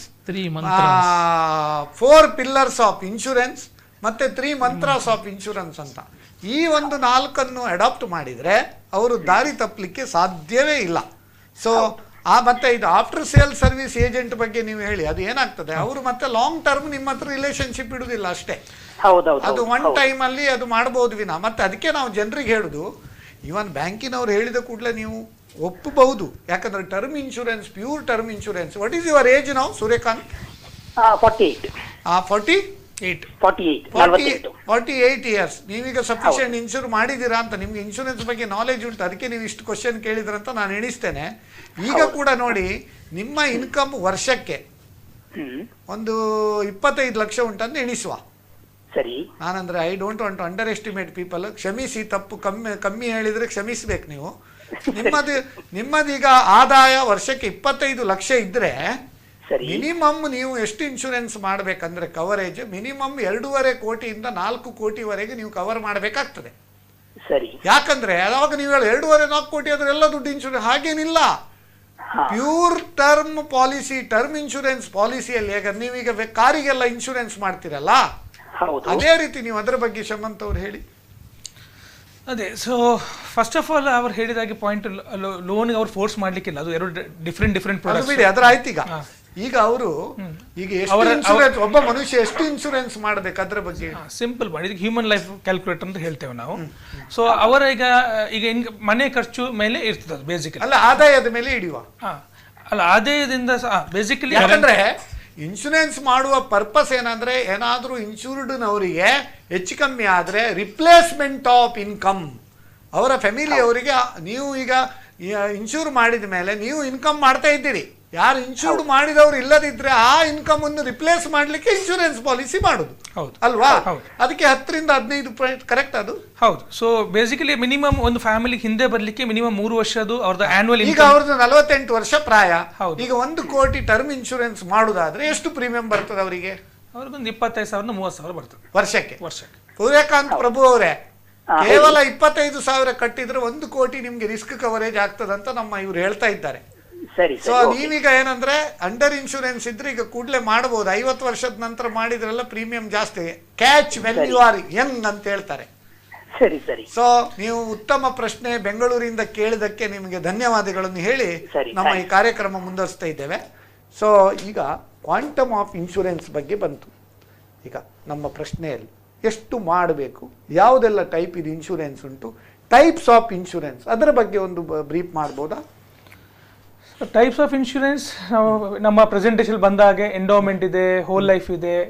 ಸೊ ಬೇಸಿಕಲಿ ಬೇರೆ ಬೇರೆ ಮನಿ ಬ್ಯಾಕ್ ಇದೆ, ಪೆನ್ಷನ್ ಪ್ಲಾನ್ ಇದೆ, ಯುಲಿಪ್ ಇದೆ, ಈಗ ಹೊಸತ್ತೀಗ ಕ್ಯಾನ್ಸರ್ ಪ್ಲಾನ್ ಬಂದಿದೆ, ಇತ್ತೀಚೆಗೆ ಕೋವಿಡ್-19 ಒಂದು ಹೊಸ ಪ್ಲಾನ್ ಬಂದಿದೆ. ಎಲ್ಲ ಪಾಲಿಸಿಗೆ ಒಂದು ಅಟ್ಯಾಚ್ಮೆಂಟ್ ಮಾಡಿ ಕೋವಿಡ್-19 ಕೂಡ ಕವರ್ ಮಾಡ್ತಾ ಇದ್ದಾರೆ. ಸೊ ಇದು ಬಿಟ್ಟು ನಮಗ ಆಕ್ಸಿಡೆಂಟ್, ಡೆತ್ ಅಂಡ್ ಡಿಸೇಬಿಲಿಟಿ ಅಂತ ಒಂದು ಹೊಸ ಪಾಲಿಸೀಸ್ ಬಂದಿದೆ. ಸೊ ಈಗ ವಿಭಿನ್ನ ರೀತಿದು ಬಂದಿದೆ. ಈಗ ನೀವು ಹೇಳಿದಾಗೆ 99 ತನಕ ಕವರೇಜ್ ಪ್ಲಾನ್ ಬಂದಿದೆ, ಯಾಕಂದ್ರೆ ಲಿವಿಂಗ್ ಸ್ಪ್ಯಾನ್ ಜನರದ್ದು ಜಾಸ್ತಿ ಆಗಿದೆ. ಸೊ ನಮ್ಮಲ್ಲಿ ಈಗ ಮುಂಚೆ 60-65 ವರ್ಷಕ್ಕೆ ಜನರದ್ದು ಇವೆಂಚುಲಿಟಿ ಆಗ್ತಿತ್ತು. ಈಗ generally living medical science improve ಆದ ಕಾರಣ 75-80 ಬರ್ತದೆ. ಸೊ ಹಣ ಇರಬೇಕು. ಹೌದು. ಸೊ ಈಗ ನೀವು ಅವ್ರು ಹೇಳಿದ ಹಾಗೆ 48 ಇಲ್ಲಿ ತಗೊಂಡ್ರೆ ಅವರು 58 ತನಕ ಪ್ರೀಮಿಯಂ ಕಟ್ಟಿದ್ರು, 100 ವರ್ಷಕ್ಕೆ ಅವರು ಇರುವ ಪ್ಲಾನ್ ಬಂದಿದೆ ಈಗ. ಸೊ ಆ ಥರದ್ದು ವಿಭಿನ್ನ ಇದೆ. ಸೊ ಏನು ಕ್ವಶನ್ ಸರ್ ಅದ್ರ ಮೇಲೆ? ಯಾವುದು ನಿಮ್ಮ ಕ್ವಶನ್ ಏನು? ಬೇರೆ ಪ್ರಾಡಕ್ಟ್ಸ್ ಯಾವುದಿಲ್ಲ? ಅದರ ಮುಂಚೆ ಒಂದು ಇನ್ನೊಬ್ಬರು ವೀಕ್ಷಕರ ಕರೆ ಉಂಟು, ಅಟೆಂಡ್ ಆಗುವ. ಓಕೆ. ಹಲೋ ಹಲೋ, ಯಾರು ಫೋನ್ ಮಾತಾಡೋದು? ಸರ್ ಮಂಗಳೂರಿನ ಗುರುರಾಜ್ ಅಂತ ಹೇಳಿ ಮಾತಾಡೋದು. ಗುರುರಾಜ್, ಏನ್ ಮಾಡ್ತಾ ಇದ್ದೀರಿ ಗುರುರಾಜ್ ಅವರೇ? ಸರ್ ನಾವು ಕನ್ಸಲ್ಟೆನ್ಸಿ ಆಗಿ ವರ್ಕ್ ಮಾಡ್ತಾ ಇದ್ದೇವೆ. ನಿಮ್ಮ ಪ್ರತಿಯೊಂದು ಪ್ರೋಗ್ರಾಮ್ SS ನಾಯಕರ ಸಾನ್ನಿಧ್ಯದಲ್ಲಿ ಎಲ್ಲ ಬರ್ತಾ ಉಂಟು ಫಂಕ್ಷನ್, ಅದನ್ನ ತಪ್ಪದೇ ನೋಡ್ತೇವೆ, ಯಾಕಂದ್ರೆ ತುಂಬಾ ವೆಲ್ಫೇರ್ ಆಗ್ತಾ ಉಂಟು ಸೊಸೈಟಿಗೆ. ಸೊ ನಿಮಗೆ ನನ್ನ ಪರ್ಸನಲ್ ನಿಮ್ಗೆ ಹೃತ್ಪೂರ್ವಕ ವಂದನೆಗಳು. Thank you. ಹಾಗೆ ಇವತ್ತು ಇನ್ಶೂರೆನ್ಸ್ ಬಗ್ಗೆ ಇನ್ಶೂರೆನ್ಸ್ ಬಗ್ಗೆ ಒಂದು 2 ಕ್ವಶನ್ಗಳಿತ್ತು ಕೇಳಲಿಕ್ಕಿತ್ತು. ಕೇಳಿ. ಓಕೆ, ಶಮನ್ ಸುವರ್ಣ ಮತ್ತೆ ಬಾಳಿಗರ ಯಾರು ಇದ್ದಾರೆ? ಹೌದು, ನಮ್ಮ ಇಬ್ಬರು ತಜ್ಞರಿದ್ದಾರೆ.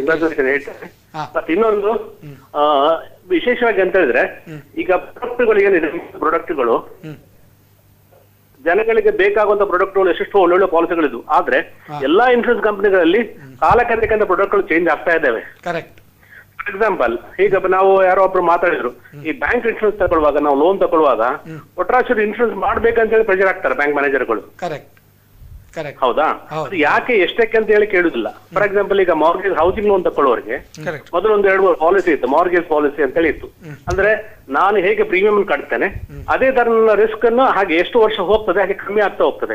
ಇನ್ಕೇಸ್ ಆ ಮಧ್ಯದಲ್ಲಿ ಏನಾದ್ರು ಡೆತ್ ಆದ್ರೆ ಪಾಲಿಸಿ ಅಂತ ಪಾಲಿಸಿಗಳಲ್ಲಿ ಇತ್ತು. ಅಂತ ಪಾಲಿಸಿಗಳು ಇದೆ ಈಗೂ ಸಹ ಮಾರ್ಕೆಟ್ ಇದ್ದಾವ ಅಂತ ಕೇಳುದು ನಾನು. ಇಲ್ಲ, ಈಗ ಅದಿಲ್ಲ, ಲಿಂಕ್ಡ್ ಇಲ್ಲ ಅಂತ. ಮಾರ್ಗೇಜ್ ಇನ್ಶೂರೆನ್ಸ್ ಈಗ ಬಹಳ ಕಮ್ಮಿ ಇದೆ. ಮಾರ್ಗೇಜ್ ಇನ್ಶೂರೆನ್ಸ್ ಹೇಳಿದ್ರೆ ಇವತ್ತು ಎಲ್ಲಾ ಬ್ಯಾಂಕ್ಗಳಲ್ಲಿ mortgage loan, housing loan highest prompt ಆಗಿ ಕೊಡ್ತಾ ಇದ್ದಾರೆ. ಹಾಗಾದ್ರೆ ಆ ಮಾರ್ಗೇಜ್ ಗೆ ಬೇಕಂತ ಪಾಲಿಸಿ ಇವತ್ತು ಮಾರ್ಕೆಟ್ ಇಲ್ಲ. ಮೊದಲು ಇತ್ತು, ಅದು ಈಗೆಲ್ಲ ವ್ಯಾನಿಶ್ ಆಗಿದಾವೆ. ಈಗ ಆ ಇನ್ಶೂರೆನ್ಸ್ ಕಂಪನಿ ಎಲ್ಲ ತೆಗೆದುಹಾಕಿದ್ದಾರೆ. ಖಾಲಿ ಪ್ರಾಫಿಟ್ ಮೇಕಿಂಗ್ ಪಾಲಿಸಿಗಳು ಹೆಚ್ಚು ಬರ್ತಾ ಉಂಟ ನನ್ನ ಒಂದು ವಾದ. ಕರೆಕ್ಟ್. ಅಂದ್ರೆ ನೀವ್ ಹೇಳುದು insurance is not book risk based ಕಿಂತ ಜಾಸ್ತಿ ಇನ್ವೆಸ್ಟ್ಮೆಂಟ್ ಬೇಸ್ಡ್ ಆಗಿ ಟ್ರೈ ಮಾಡ್ತಾ ಇದ್ದಾರೆ. ಎಷ್ಟು ಪ್ರೀಮಿಯಂ ಜಾಸ್ತಿ ಬರ್ತದೆ, ಎಷ್ಟು ಅವರ ಟಾರ್ಗೆಟ್ ಆಗ್ತದೆ ಅಂದ್ರೆ ಯಾರು ಇನ್ಶೂರ್ ಮಾಡ್ತಾರ ಅವರ ಟಾರ್ಗೆಟ್ ನೋಡ್ತಾರೆ, ಜನರ ಬೆನಿಫಿಟ್ ನೋಡುದಿಲ್ಲ ಅಂತ ನೀವು ಹೇಳುದಲ್ವಾ? ಹೌದು. ಅಂದ್ರೆ ಒಂದು ಎಕ್ಸಾಂಪಲ್, ಈಗ ನನ್ನದೇ 60 ಲಕ್ಷ ಹೌಸಿಂಗ್ ಲೋನ್ ಇದೆ. ನಾನು 1 ಕೋಟಿ ಕವರೇಜ್ ತಗೊಳ್ಳಿ, 50 ಲಕ್ಷ ಕವರೇಜ್ ತಗೊಳ್ಳಿ, ಅದು ಅಲ್ಲ. ಈಗ 60 ಲಕ್ಷ ಹೌಸಿಂಗ್ ಲೋನ್ ತಗೊಳ್ಳುವಾಗ ಪ್ರತಿ 1 ವರ್ಷ, 5 ವರ್ಷ, 10 ವರ್ಷ ಅದರ ನನ್ನ ರಿಸ್ಕ್ ಕಮ್ಮಿ ಆಗ್ತಾ ಹೋಗ್ತದೆ. ಅದೇ ತರ ಮೊದಲು ಒಂದು ಮೆಟ್ ಲೈಫ್ ಅಲ್ಲಿ ಪಾಲಿಸಿ ಇತ್ತು, ಮೋಸ್ಟ್ಲಿ ಶಮನ್ ಸುವರ್ಣ ಅವರಿಗೆ ಗೊತ್ತುಂಟು, ಮೆಟ್ ಮಾರ್ಗೇಜ್ ಅಂತ ಇತ್ತು. ಅಂತ ಪಾಲಿಸಿಗಳು ಇವತ್ತು ಕಾಣ್ತಾ ಇಲ್ಲ. ಗುರುರಾಜ್ ಅವರೇ, ನಿಮ್ಮ ಏಜ್ ಎಷ್ಟೀಗ? ನನ್ನ ಏಜ್ 44. 44 ವರ್ಷ. ನೀವು ಪ್ಯೂರ್ ಟರ್ಮ್ ಇನ್ಶೂರೆನ್ಸ್ ಮಾಡಬಹುದಲ್ಲ? 1-2 ಕೋಟಿ ಖಾಲಿ ಒಂದು 20 ಟರ್ಮ್ ಪಾಲಿಸಿ ನಾನು ಯಾಕೆ ಮಾಡಬೇಕು? ನನಗೆ ಬೇಕಾಗಿದ್ದ ರಿಸ್ಕ್ ಅವ್ರಿಗೆ 1 ಕೋಟಿ ಸಹ ಬೇಡ, 50 ಲಕ್ಷ ಬೇಡ, 40 ಲಕ್ಷ. ನನ್ಗೆ ಪಾಲಿಸಿ ಎಷ್ಟು ಇವತ್ತು ಮಾರ್ಗೇಜ್ ಇದೆ ಅಷ್ಟಕ್ಕೆ ಅಂತ ರಿಸ್ಕ್ ಹೋಗ್ತಾ ಇದ್ದಾವೆ. ಅಲ್ಲಲ್ಲ, ಮಾರ್ಗೇಜ್ ವಿಷಯ ಅಲ್ಲ. ಏನಂದ್ರೆ ಇನ್ಶೂರೆನ್ಸ್ ಅಂತ ಹೇಳಿದ್ರೆ ನಾವು ನಮ್ಮ ಫ್ಯಾಮಿಲಿಯನ್ನು ನಾವು ಜೀವನ ಪರ್ಯಂತ ನಾವು ಅವ್ರನ್ನ ಯಾವ ರೀತಿ ನೋಡ್ಕೊಳ್ತೇವೆ, ನಾವು ಇಲ್ಲದಾಗ ಕೂಡ ನಮ್ಮ ಒಂದು ನೆನಪಿನಲ್ಲಿ ಅವರಿಗೆ ಯಾವುದು ತೊಂದರೆ ಆಗದೆ ಲವ್ ಇನ್ಶೂರೆನ್ಸ್ ಅಂತ ಹೇಳ್ಬೋದು ನಾವು. ಅದಕ್ಕೆ ಅದರ ಬಗ್ಗೆ ಹೇಳಿ ಬಾಳಿಗರೆ. ಎಸ್, ನಮಸ್ಕಾರ ಸರ್, ನಿಮ್ಮ ಪ್ರಶ್ನೆ ತುಂಬ ಉತ್ತಮ. Okay, I would like to tell you one thing. ಈಗ ನಿಮ್ಮ ಮನೆ ಇನ್ಶೂರೆನ್ಸ್ ತಗೊಂಡಿದ್ದೀರಿ, ಅದು ಏನು ನಿಮ್ಮ ಆಸ್ತಿ, ಅಸೆಟ್, ಕರೆಕ್ಟ್ ಅಲ್ಲ sir? So you are also an asset to your family. Look at it that way. Your family also needs insurance. You are a asset. ನೀವು money printing machine. You are nothing but a money printing machine. ಅದಕ್ಕೋಸ್ಕರ ನಾವು ಏನ್ ಮಾಡ್ತೀವಿ? ಅದು ಅಲ್ಲ sir, ಅದು ಪ್ರಶ್ನೆ, ನನ್ನ ಪ್ರಶ್ನೆ ಅದಲ್ಲ. ಈಗ ನಾನು 60 ಲಕ್ಷ ಹೌಸಿಂಗ್ ಲೋನ್ ತಗೊಂಡಿದ್ದಾನೆ. ಈಗ ನಾನು ಇವತ್ತು ಕಟ್ತಾ ಇದ್ದಾನೆ, ನಾಳೆ something goes wrong to me, ಆಗ ಆ ಕವರೇಜ್ ಇದೆಯಾ? ಅಲ್ಲಿ ಮಾಡೋದಲ್ಲಿ ಬ್ಯಾಂಕ್ ಅಲ್ಲಿ ಎಂತ ಮಾಡ್ತಾರೆ? ಬರ್ಗ್ಲರಿ, ಫೈರ್, ಥೆಫ್ಟ್, ಭೂಕಂಪ ಆದ್ರೆ ಅದು ಬೇರೆ, ಅದು ಜನರಲ್ ಇನ್ಶೂರೆನ್ಸ್. ಈಗ ಟರ್ಮ್ ಇನ್ಶೂರೆನ್ಸ್ ಅನ್ನೋದು life insurance. What you can do is, ಈಗ ನೀವು ಇವತ್ತೇ ಅಥವಾ ನಾಳೆ ಒಂದು ಒಳ್ಳೆ ಇನ್ಶೂರೆನ್ಸ್ ಕಂಪನಿಗೆ ಹೋಗಿ ಟರ್ಮ್ ಇನ್ಶೂರೆನ್ಸ್ ಮಾಡಿ, ಅದು ನಿಮಗೆ ಏನಂದ್ರೆ 10-15 ವರ್ಷ ಪ್ರೀಮಿಯಂ ಕಟ್ಟಿ ನಿಮ್ಮ 75ನೇ ವರ್ಷದವರೆಗೆ 99 ವರ್ಷದವರೆಗೆ ಯಾವ್ದು ಪ್ಲಾನ್ ಉಂಟು ಅದನ್ನು ಮಾಡುವುದು ಉತ್ತಮ ಅಂತ ಹೇಳ್ತೇವೆ. ಬೇರೆ ಪ್ರಶ್ನೆ ಉಂಟಾ ಗುರುರಾಜ್ ಅವರೇ? ಇಲ್ಲ, ಬೇರೆ ಪ್ರಶ್ನೆ ಇಲ್ಲ ಸರ್. ಇಂಥ ಪ್ರಾಡಕ್ಟ್ಗಳು ಮೊದಲು ಕಂಪನಿಗಳಲ್ಲಿತ್ತು, ಅಂತ ಪ್ರಾಡಕ್ಟ್ಗಳು ಯಾಕೆ ಮಾಯ ಆಗ್ತದೆ ಅಂತ ಕೇಳುದು ನಾವು. ಕರೆಕ್ಟ್. ಅಂದ್ರೆ ಏನು ಗೊತ್ತಾ, ಜನರಿಗೆ ಫ್ಯಾಷನ್ ಚೇಂಜ್ ಆದಾಗ ಈಗ ಡ್ರೆಸ್ ಇದು ಕೂಡ ಚೇಂಜ್ ಆಗ್ತದಲ್ಲ, ಅದೇ ರೀತಿ ಎಲ್ಲ ಪ್ರಾಡಕ್ಟ್ ಕೂಡ ಚೇಂಜ್ ಆಗ್ತಾ ಇರ್ತದೆ. ಈಗ ಜನರಿಗೆ ಇಂಥ ಪ್ರಾಡಕ್ಟ್ಗಳು ಬಂದ್ರೆ ಬ್ಯಾಂಕ್ ಅಲ್ಲಾಗ್ಲಿ ಯಾರಾಗ್ಲಿ ಪ್ರೆಷರ್ ಆಗ ಎಷ್ಟು ನನಗೆ ಎಷ್ಟು ಲೋನ್ ಇದೆ, ಎಷ್ಟು ಹೌಸಿಂಗ್ ಲೋನ್ ಇದೆ ಅಷ್ಟಕ್ಕೆ ಮಾತ್ರ ಮಾಡುವಂತದ್ದು ಹೇಳ್ತಾರೆ. ಅದು ಆಗ್ತಲ್ಲ ಅಂತ ಹೇಳುದು ನಾನು. ಕರೆಕ್ಟ್. ಉತ್ತಮ ಒಂದು ಪ್ರಶ್ನೆ ಕೇಳಿದ್ರಿ ಗುರುರಾಜ್ ಅವರೇ, ಒಳ್ಳೆಯ ಒಂದು ಸಂದೇಶವನ್ನು ಕೊಟ್ಟಿದ್ದೀರಿ, ನಿಮಗೆ ಧನ್ಯವಾದಗಳು. ಈಗ ಅದೇ ಮಾರ್ಗೇಜ್ ಇನ್ಶೂರೆನ್ಸ್ ಬಗ್ಗೆ ಇತ್ತು. ಇವರು ನನ್ನ ಕಲೀಗ್ ಆಗಿದ್ರು, ಹಾಗೆ ಹೇಳಿಕೆ ಅದೇ. ಯಾಕೆ ನಾವು ಮತ್ತೆ ಅವರಿರುವಾಗ ಮೆಟ್ ಮಾರ್ಗೇಜ್ ಅಂತ ಒಂದು ಪಾಲಿಸಿ ಇತ್ತು. ಸೊ ತುಂಬಾ ಇನ್ಶೂರೆನ್ಸ್ ಕಂಪನಿ ತಗೊಳ್ತಾರೆ. ಇದಕ್ಕೆ ಒಂದೇ ಒಂದು ಆನ್ಸರ್, ಅವ್ರು ಹೇಳಿದ ಪಾಯಿಂಟ್ ಕರೆಕ್ಟ್. ಆಕ್ಚುಲಿ ತುಂಬಾ ಚೀಪ್ ಅಲ್ಲಿ ಬರ್ತಿತ್ತು ಅದು. ಅದು ಏನಾಗ್ತಿತ್ತು ಅಂದ್ರೆ 50 ಲಕ್ಷ ಇನ್ಶೂರೆನ್ಸ್ ಇದ್ರೆ ನಿಮ್ಮ ಹೌಸಿಂಗ್ ಲೋನ್ ಕಮ್ಮಿ ಆದಾಗೆ ಅದು ಇನ್ಶೂರೆನ್ಸ್ ಕವರೇಜ್ ಕಮ್ಮಿ ಆಗ್ತದೆ. ಈಗ ಹೌಸಿಂಗ್ ಲೋನ್ ಇದು ಕರೆಕ್ಟ್ ಸ್ವಾಮಿ. ಈಗ ಹೌಸಿಂಗ್ ಲೋನ್ ಈಗ ಕಮ್ಮಿ ಆಗ್ತಾ ಇರೋದು ಕರೆಕ್ಟ್. ಹೌಸಿಂಗ್ ಲೋನ್ ಮುಗಿದ ಮೇಲೆ ನಿಮ್ಗೆಲ್ಲ ಆ ಟೈಮಲ್ಲಿ ನಿಮ್ಗೆ ಪ್ರಾಯ ಆಗಿರ್ತದೆ, ಮಾಡ್ಲಿಕ್ಕೆ ಆಗ್ತದೆ. ಅದಕ್ಕೆ ಈ ಟರ್ಮ್ ಇನ್ಶೂರೆನ್ಸ್ ಮಾಡಿದ್ರೆ ಆಚಾರ ಅಂಕಲಾಂಡು ಸುಖಾಂಕಲಾಂಡು ಅಂತೇಳಿ Correct. ಇದು ಕವರ್ ಆಗ್ತದೆ, ಆಚೆ ನಿಮ್ಮ ಕವರೇಜ್ ವಿಲ್ ಬಿ ಕಂಟಿನ್ಯೂ. ಅದೇ ನಾನು ಅವರಿಗೆ ಎಕ್ಸ್ಪ್ಲೇನ್ ಮಾಡ್ತಾ ಇದ್ದೆ. Asset, he is also an asset to family. Correct. Okay, I also have dependence. I have my father, mother, my wife, my child. Correct. Okay, and I am the only one breadwinner in the family. Okay. So tomorrow, if in case something happens, at least my income is replaced. ಈಗ ತುಂಬಾ ಜನರು ಈಗ ಏನಂದ್ರೆ insurance ಮಾಡುವ purpose 3 purpose. ಒಂದು risk, ಇನ್ನೊಂದು returns. ಕೆಲವರು return ಕೂಡ ನೋಡ್ತಾರೆ. Inflation beating return. ಇನ್ಫ್ಲೇಷನ್ ಗಿಂತ ನಮ್ಮ income should be more than inflation. ಇಲ್ಲಿ ನಮ್ಮ ಮನಿದು ವ್ಯಾಲ್ಯೂ ಡಿಮಿನಿಷ್ ಆಗ್ತಾ ಹೋಗ್ತದೆ. ಸೊ ಇನ್ನೊಂದೇನಂದ್ರೆ ಒಂದು ರಿಸ್ಕ್, ಇನ್ನೊಂದು ರಿಟರ್ನ್, ಮತ್ತೆ ಇನ್ನೊಂದು ಈಗ ಪಾಪ್ಯುಲರ್ಲಿ ಟ್ಯಾಕ್ಸ್ ಪ್ಲಾನಿಂಗ್ ಅಥವಾ ಟ್ಯಾಕ್ಸ್ ಬೆನಿಫಿಟ್. ಈಗ ನಾವು ಕಳೆದ ಬಜೆಟ್ ಅಲ್ಲಿ ನೋಡಿರ್ಬೋದು, ಈ ಸಿಂಪ್ಲಿಫೈಡ್ ಎಲ್ಲ ಹೇಳ್ತಾರೆ ನೋಡಿ, ಈ ಸೀರೆ ಅಂಗಡಿಗೆ ಹೋದ್ರೆ ದೂಸರಾ ವಾಲ ಸಾರಿ ದಿಕ್ಕೋ ಅಂತೇಳಿ. ಹಾಗೆ ಈಗ ಪ್ರತಿಯೊಂದು ಈಗ ನೆಕ್ಸ್ಟ್ ಇಯರ್ ಇಂದ ಆಪ್ಷನ್ ಎ, ಆಪ್ಷನ್ ಬಿ, ಈ ಕರೆಂಟ್ ಇಯರೇ option A, option B, with deduction, without deduction, with reduction in tax rate, ಅದನ್ನ ಎರಡನ್ನೂ ಈಗ ಚಾಯ್ಸ್ ಕೊಟ್ಟಿದ್ದಾರೆ. ಅದರ ಬಗ್ಗೆ ಈಗ ನಾವು ಅದನ್ನೊಂದು ಡಿಸ್ಕಸ್ ಮಾಡೋ. ಅದರ ಮುಂಚೆ ಒಂದು ವೀಕ್ಷಕರ ಕರೆ ಉಂಟಲ್ಲ. ಹಲೋ ಸರ್, ನಮಸ್ಕಾರ. ನಮಸ್ಕಾರ, ಯಾರು ಮಾತಾಡೋದು? ಸರ್, ನಾನು ಬಸ್ತಿ ಗಣೇಶನೇ ಅಂತ ಮಾತಾಡ್ತಾ ಇರೋದು. ಬಸ್ತಿ ಗಣೇಶ್ ಶೆಣೆ. ನಮಸ್ಕಾರ ಸ್ವಾಮಿ, ನಿಮ್ಮ ನಮಸ್ಕಾರ ಸರ್. ಹಿಂದಿನ ಸಲ ಕೂಡ ನಾನು ಒಂದು ಪ್ರಶ್ನೆ ಕೇಳಿದ್ದೆ. ನಾನು ನಮ್ಮ ಸರ್ಕಾರ ಇವಾಗ ವಿಮೆಗೆ ಕುರಿತಂತೆ ತುಂಬಾ ಪ್ರೋತ್ಸಾಹ ನೀಡ್ತಾ ಇದೆ. ಕರೆಕ್ಟ್. ಇದು it's really very heart warming. Correct. ಆದ್ರೂ ಕೂಡ ನನಗೆ ಅರ್ಥ ಆಗ್ತಾ ಇಲ್ಲ ಏನಂತಂದ್ರೆ, ಈ ಟರ್ಮ್ ಪ್ಲಾನ್ ಅಲ್ಲಿ ಲೈಫ್ ಇನ್ಶೂರೆನ್ಸ್ ಗೆ 18% GST, ಹೆಲ್ತ್ ಇನ್ಶೂರೆನ್ಸ್ ಕೂಡ GST 18% ಹಾಕ್ತಾ ಇದ್ದಾರೆ. ಉತ್ತಮ ಪ್ರಶ್ನೆ. Is it possible to use your good officers and see something can be done about it? Correct. ಬಹಳ ಉತ್ತಮ ಪ್ರಶ್ನೆ ಇದು. ನಿಮಗೆ ನಮ್ಮ 100ನೇ ಸಂಚಿಕೆಗೊಂದು ಬಹುಮಾನಿತ ಪ್ರಶ್ನೆ ಅಂತ ಹೇಳಲಿಕ್ಕೆ ಬಹಳ ಸಂತೋಷ ಆಗ್ತದೆ. ಬಸ್ತಿ ಗಣೇಶಣೆ ಅವರೇ, ನಮ್ಮ 100ನೇ ಸಂಚಿಕೆಗೆ ನೀವು ಬರಬೇಕು, ನಿಮಗೆ ಬಹುಮಾನ ಕೊಡ್ತೇವೆ ನಾವು. ಯಾಕಂದ್ರೆ ಬಹಳ ಉತ್ತಮ ಪ್ರಶ್ನೆ. ಒಂದು ಸೈಡ್ ನಲ್ಲಿ ಪ್ರಧಾನಿಯವರು ಹೇಳ್ತಾರೆ ನೀವು ಇನ್ಶೂರೆನ್ಸ್ ಮಾಡಿ, ಪೆನಿಟ್ರೇಷನ್ ಇಲ್ಲ, ರಿಸ್ಕ್ ಕವರ್ ಮಾಡಿ. ಅದು ಇನ್ನೊಂದು ಸೈಡ್ ನಲ್ಲಿ ಪ್ರೀಮಿಯಂಗೆ GST ಜಾಸ್ತಿ ಆಗ್ತಾ ಇದ್ದಾರೆ. ನೋಡಿ, insurance is also one type of investment. ಈಗ ನೀವು ಬ್ಯಾಂಕಲ್ಲಿ FD ಇಟ್ಟರೆ ಯಾರಾದರೂ ಅದ್ರ ಮೇಲೆ GST ಹಾಕ್ತಾರಾ? ಇಲ್ಲ. ಇನ್ಶೂರೆನ್ಸ್ಗೆ ನೀವು ಆ ರೀತಿ ಒಂದು GST 18%, ಬಟ್ ಅದರಲ್ಲಿ ಪ್ಯೂರ್ ಟರ್ಮ್ ಪಾಲಿಸಿಗೆಲ್ಲ 5%, 2%. ಪ್ಯೂರ್ ಟರ್ಮ್ಗೆ ಮಾತ್ರ 18%. ಮತ್ತೆಲ್ಲದಕ್ಕೆ 4.5. ಟ್ರೆಡಿಷನಲ್ ಎಂಡೋಮೆಂಟ್ ಪ್ಲಾನ್ಸ್ಗೆಲ್ಲ 4.5% ಲೆಕ್ಕ GST ಇದೆ. But actually pure term policy is more important. ಅದಕ್ಕೆ ಅಂದ್ರೆ ಅದು ಒಂದನೇದಾಗಿ ಮಾಡಿರ್ಬೋದು ಏನಂದ್ರೆ, ಪ್ಯೂರ್ ಟರ್ಮ್ ಪಾಲಿಸಿಗೆ premiums are low. Premiums are the cheapest. ಹಾಕಿದ್ರೆ ಅವರಿಗೆ ವ್ಯತ್ಯಾಸ ಬೀಳುವುದಿಲ್ಲ ಅಂತೇಳಿ. ಬಟ್ ದಟ್ ಈಸ್ ರಾಂಗ್ ಅಂತ ಹೇಳುದು. ಈಗ ಒಂದು ಹೋಟ್ಲಿಗೆ ಹೋದ್ರೆ ನೀವು ನೋಡಿದ್ರಲ್ಲ, ಕಾಂಪೋಸಿಷನ್ ಅಂತ ಮಾಡಿದ್ದಾರೆ 5% ವಿದೌಟ್ ಇನ್ಪುಟ್ ಕ್ರೆಡಿಟ್ ರೆಸ್ಟೋರೆಂಟ್ಸ್ ಅಲ್ಲೆಲ್ಲ. ಮುಂಚೆಗೂ ಎಲ್ಲ 28 ಇತ್ತು, 18, ಅದು ಇದೆಲ್ಲ ಕನ್ಫ್ಯೂಸ್. ಈಗ 5%. ಅದೇ ರೀತಿ ಯೂನಿಫಾರ್ಮ್ಲಿ ಒಂದು 5% ಇಟ್ಟರೆ ಜನರಿಗೆ ಕೂಡ ಒಂದು ಪ್ರಮಾಣ. ಇವ್ರು ಹೇಳಿದಾಗ ಈಗ ಒಬ್ರು 5 ಲಕ್ಷದ ಪ್ರೀಮಿಯಂ ಒಂದು ಯಾರಾದರೂ ಮಾಡ್ಲಿಕ್ಕೆ ತಯಾರಿದ್ರೆ, ಈಗ ನಿಮಗೆ ಒಂದು 90,000 GST ಬರ್ತದೆ ಅಂದ್ರೆ ಅವ ಇನ್ಶೂರೆನ್ಸ್ ಮಾಡ್ಲಿಕ್ಕೆ ಹಿಂದೆ ಹೋಗ್ತಾನೆ ಅಲ್ವಾ ಶೆಣೆ ಅವರೇ? ಹಲೋ. ಸೊ ಆದ್ರಿಂದ ಏನಾಗ್ತದೆ, ಈ ಟ್ಯಾಕ್ಸಿಗೆ ಹೆದರಿ ಇನ್ಶೂರೆನ್ಸ್ ಕೂಡ ಮಾಡುವುದು ಕೂಡ ಕಷ್ಟ ಆಗ್ತದೆ. ಆದ್ರಿಂದ ಫಸ್ಟ್ ಇಯರ್ ಮಾತ್ರ, ಸೆಕೆಂಡ್ ಇಯರ್ ರಿಡ್ಯೂಸ್ ಆಗ್ತದೆ. ಆ ರಿನ್ಯೂವಲ್ ಪ್ರೀಮಿಯಂಗೆ 50%. ಈಗ ನಿಮ್ಮ traditional plan first year 4.5, second ಇಯರ್ಗೆ 2.25. ಅಲ್ಲ, ಒನ್ಸ್ ಏನೋ ಒಂದು ಗಾದೆ ಉಂಟಲ್ಲ, once bit and twice shy, twice bit and always shy ಅಂತ. ಫಸ್ಟಿಗೆ ನೀವು ಆ ರೀತಿ ಅವನಿಗೆ ಗುದ್ದಿ ಹುಡಿ ಮಾಡಿ ಇನ್ವೆಸ್ಟ್ಮೆಂಟ್ ಪ್ಲಾನ್. ಈಗ ಯುಲಿಪಿಗೆ ಎಷ್ಟು ಇದು? ಯುಲಿಪಿಗಿಲ್ಲ. ಓಕೆ. ಬೇರೆ ಎಲ್ಲ ಅದು ಯುಲಿಪಲ್ಲಿ ಆ ರಿಸ್ಕ್ ಫ್ಯಾಕ್ಟರ್ ಆಗಿರ್ತದೆ. ಅಲ್ಲ, ಯುಲಿಪಲ್ಲಿ ಬೇರೆ ಅಡಿಷನಲ್ ಚಾರ್ಜಸ್ ಇರುತ್ತೆ, ಅದಕ್ಕೋಸ್ಕರ ಟ್ಯಾಕ್ಸ್ ಇರುವುದಿಲ್ಲ. ಹೌದು. ಸೊ ಬಹಳ ಒಂದು ಉತ್ತಮ ಪ್ರಶ್ನೆ ಕೇಳಿದ್ರೆ ಗಣೇಶನೇ ಅವರೇ. ಈ ಒಂದು ವಿಷಯವನ್ನು ನಾವು ಟೇಕಪ್ ಮಾಡಬೇಕಾಗ್ತದೆ. ಎಲ್ಲ ಬೇರೆ ಬೇರೆ ಫೋರಮ್ಸ್ ಅಲ್ಲಿ ಟೇಕಪ್ ಮಾಡಿ, ಎಲ್ಲ ಇನ್ಶೂರೆನ್ಸ್ ಕಂಪನಿಯವರು ಕೂಡ ಒಟ್ಟಾಗಿ ಒಂದು ಅದನ್ನು ಟೇಕಪ್ ಮಾಡಿದ್ರೆ ಇಟ್ ವಿಲ್ ಬಿ ಈಸಿ ಅಂತ ಹೇಳ್ತಾ ಉತ್ತಮ ಪ್ರಶ್ನೆ ಕೇಳಿದಕ್ಕೆ ನಿಮಗೆ ಧನ್ಯವಾದಗಳು. ಈಗ ಒಂದು ವೀಕ್ಷಕರ ಕರೆ ಉಂಟು, ಅಟೆಂಡ್ ಆಗುವ. Hello, good morning. Rajendra from Bombay. Very good morning Rajendra ಅವರೇ. Good morning. Not sure whether the question is answered earlier. Okay. Why insurance companies are mixing investment products with life, policy, and how we can avoid mis-selling in this segment, because still the mis-selling is happening. That means your question is, one is why insurance is sold as a investment product. It should be purely risk product. Second is mis-selling. Yeah. So still it is not under control. And while the IRDA has put a lot of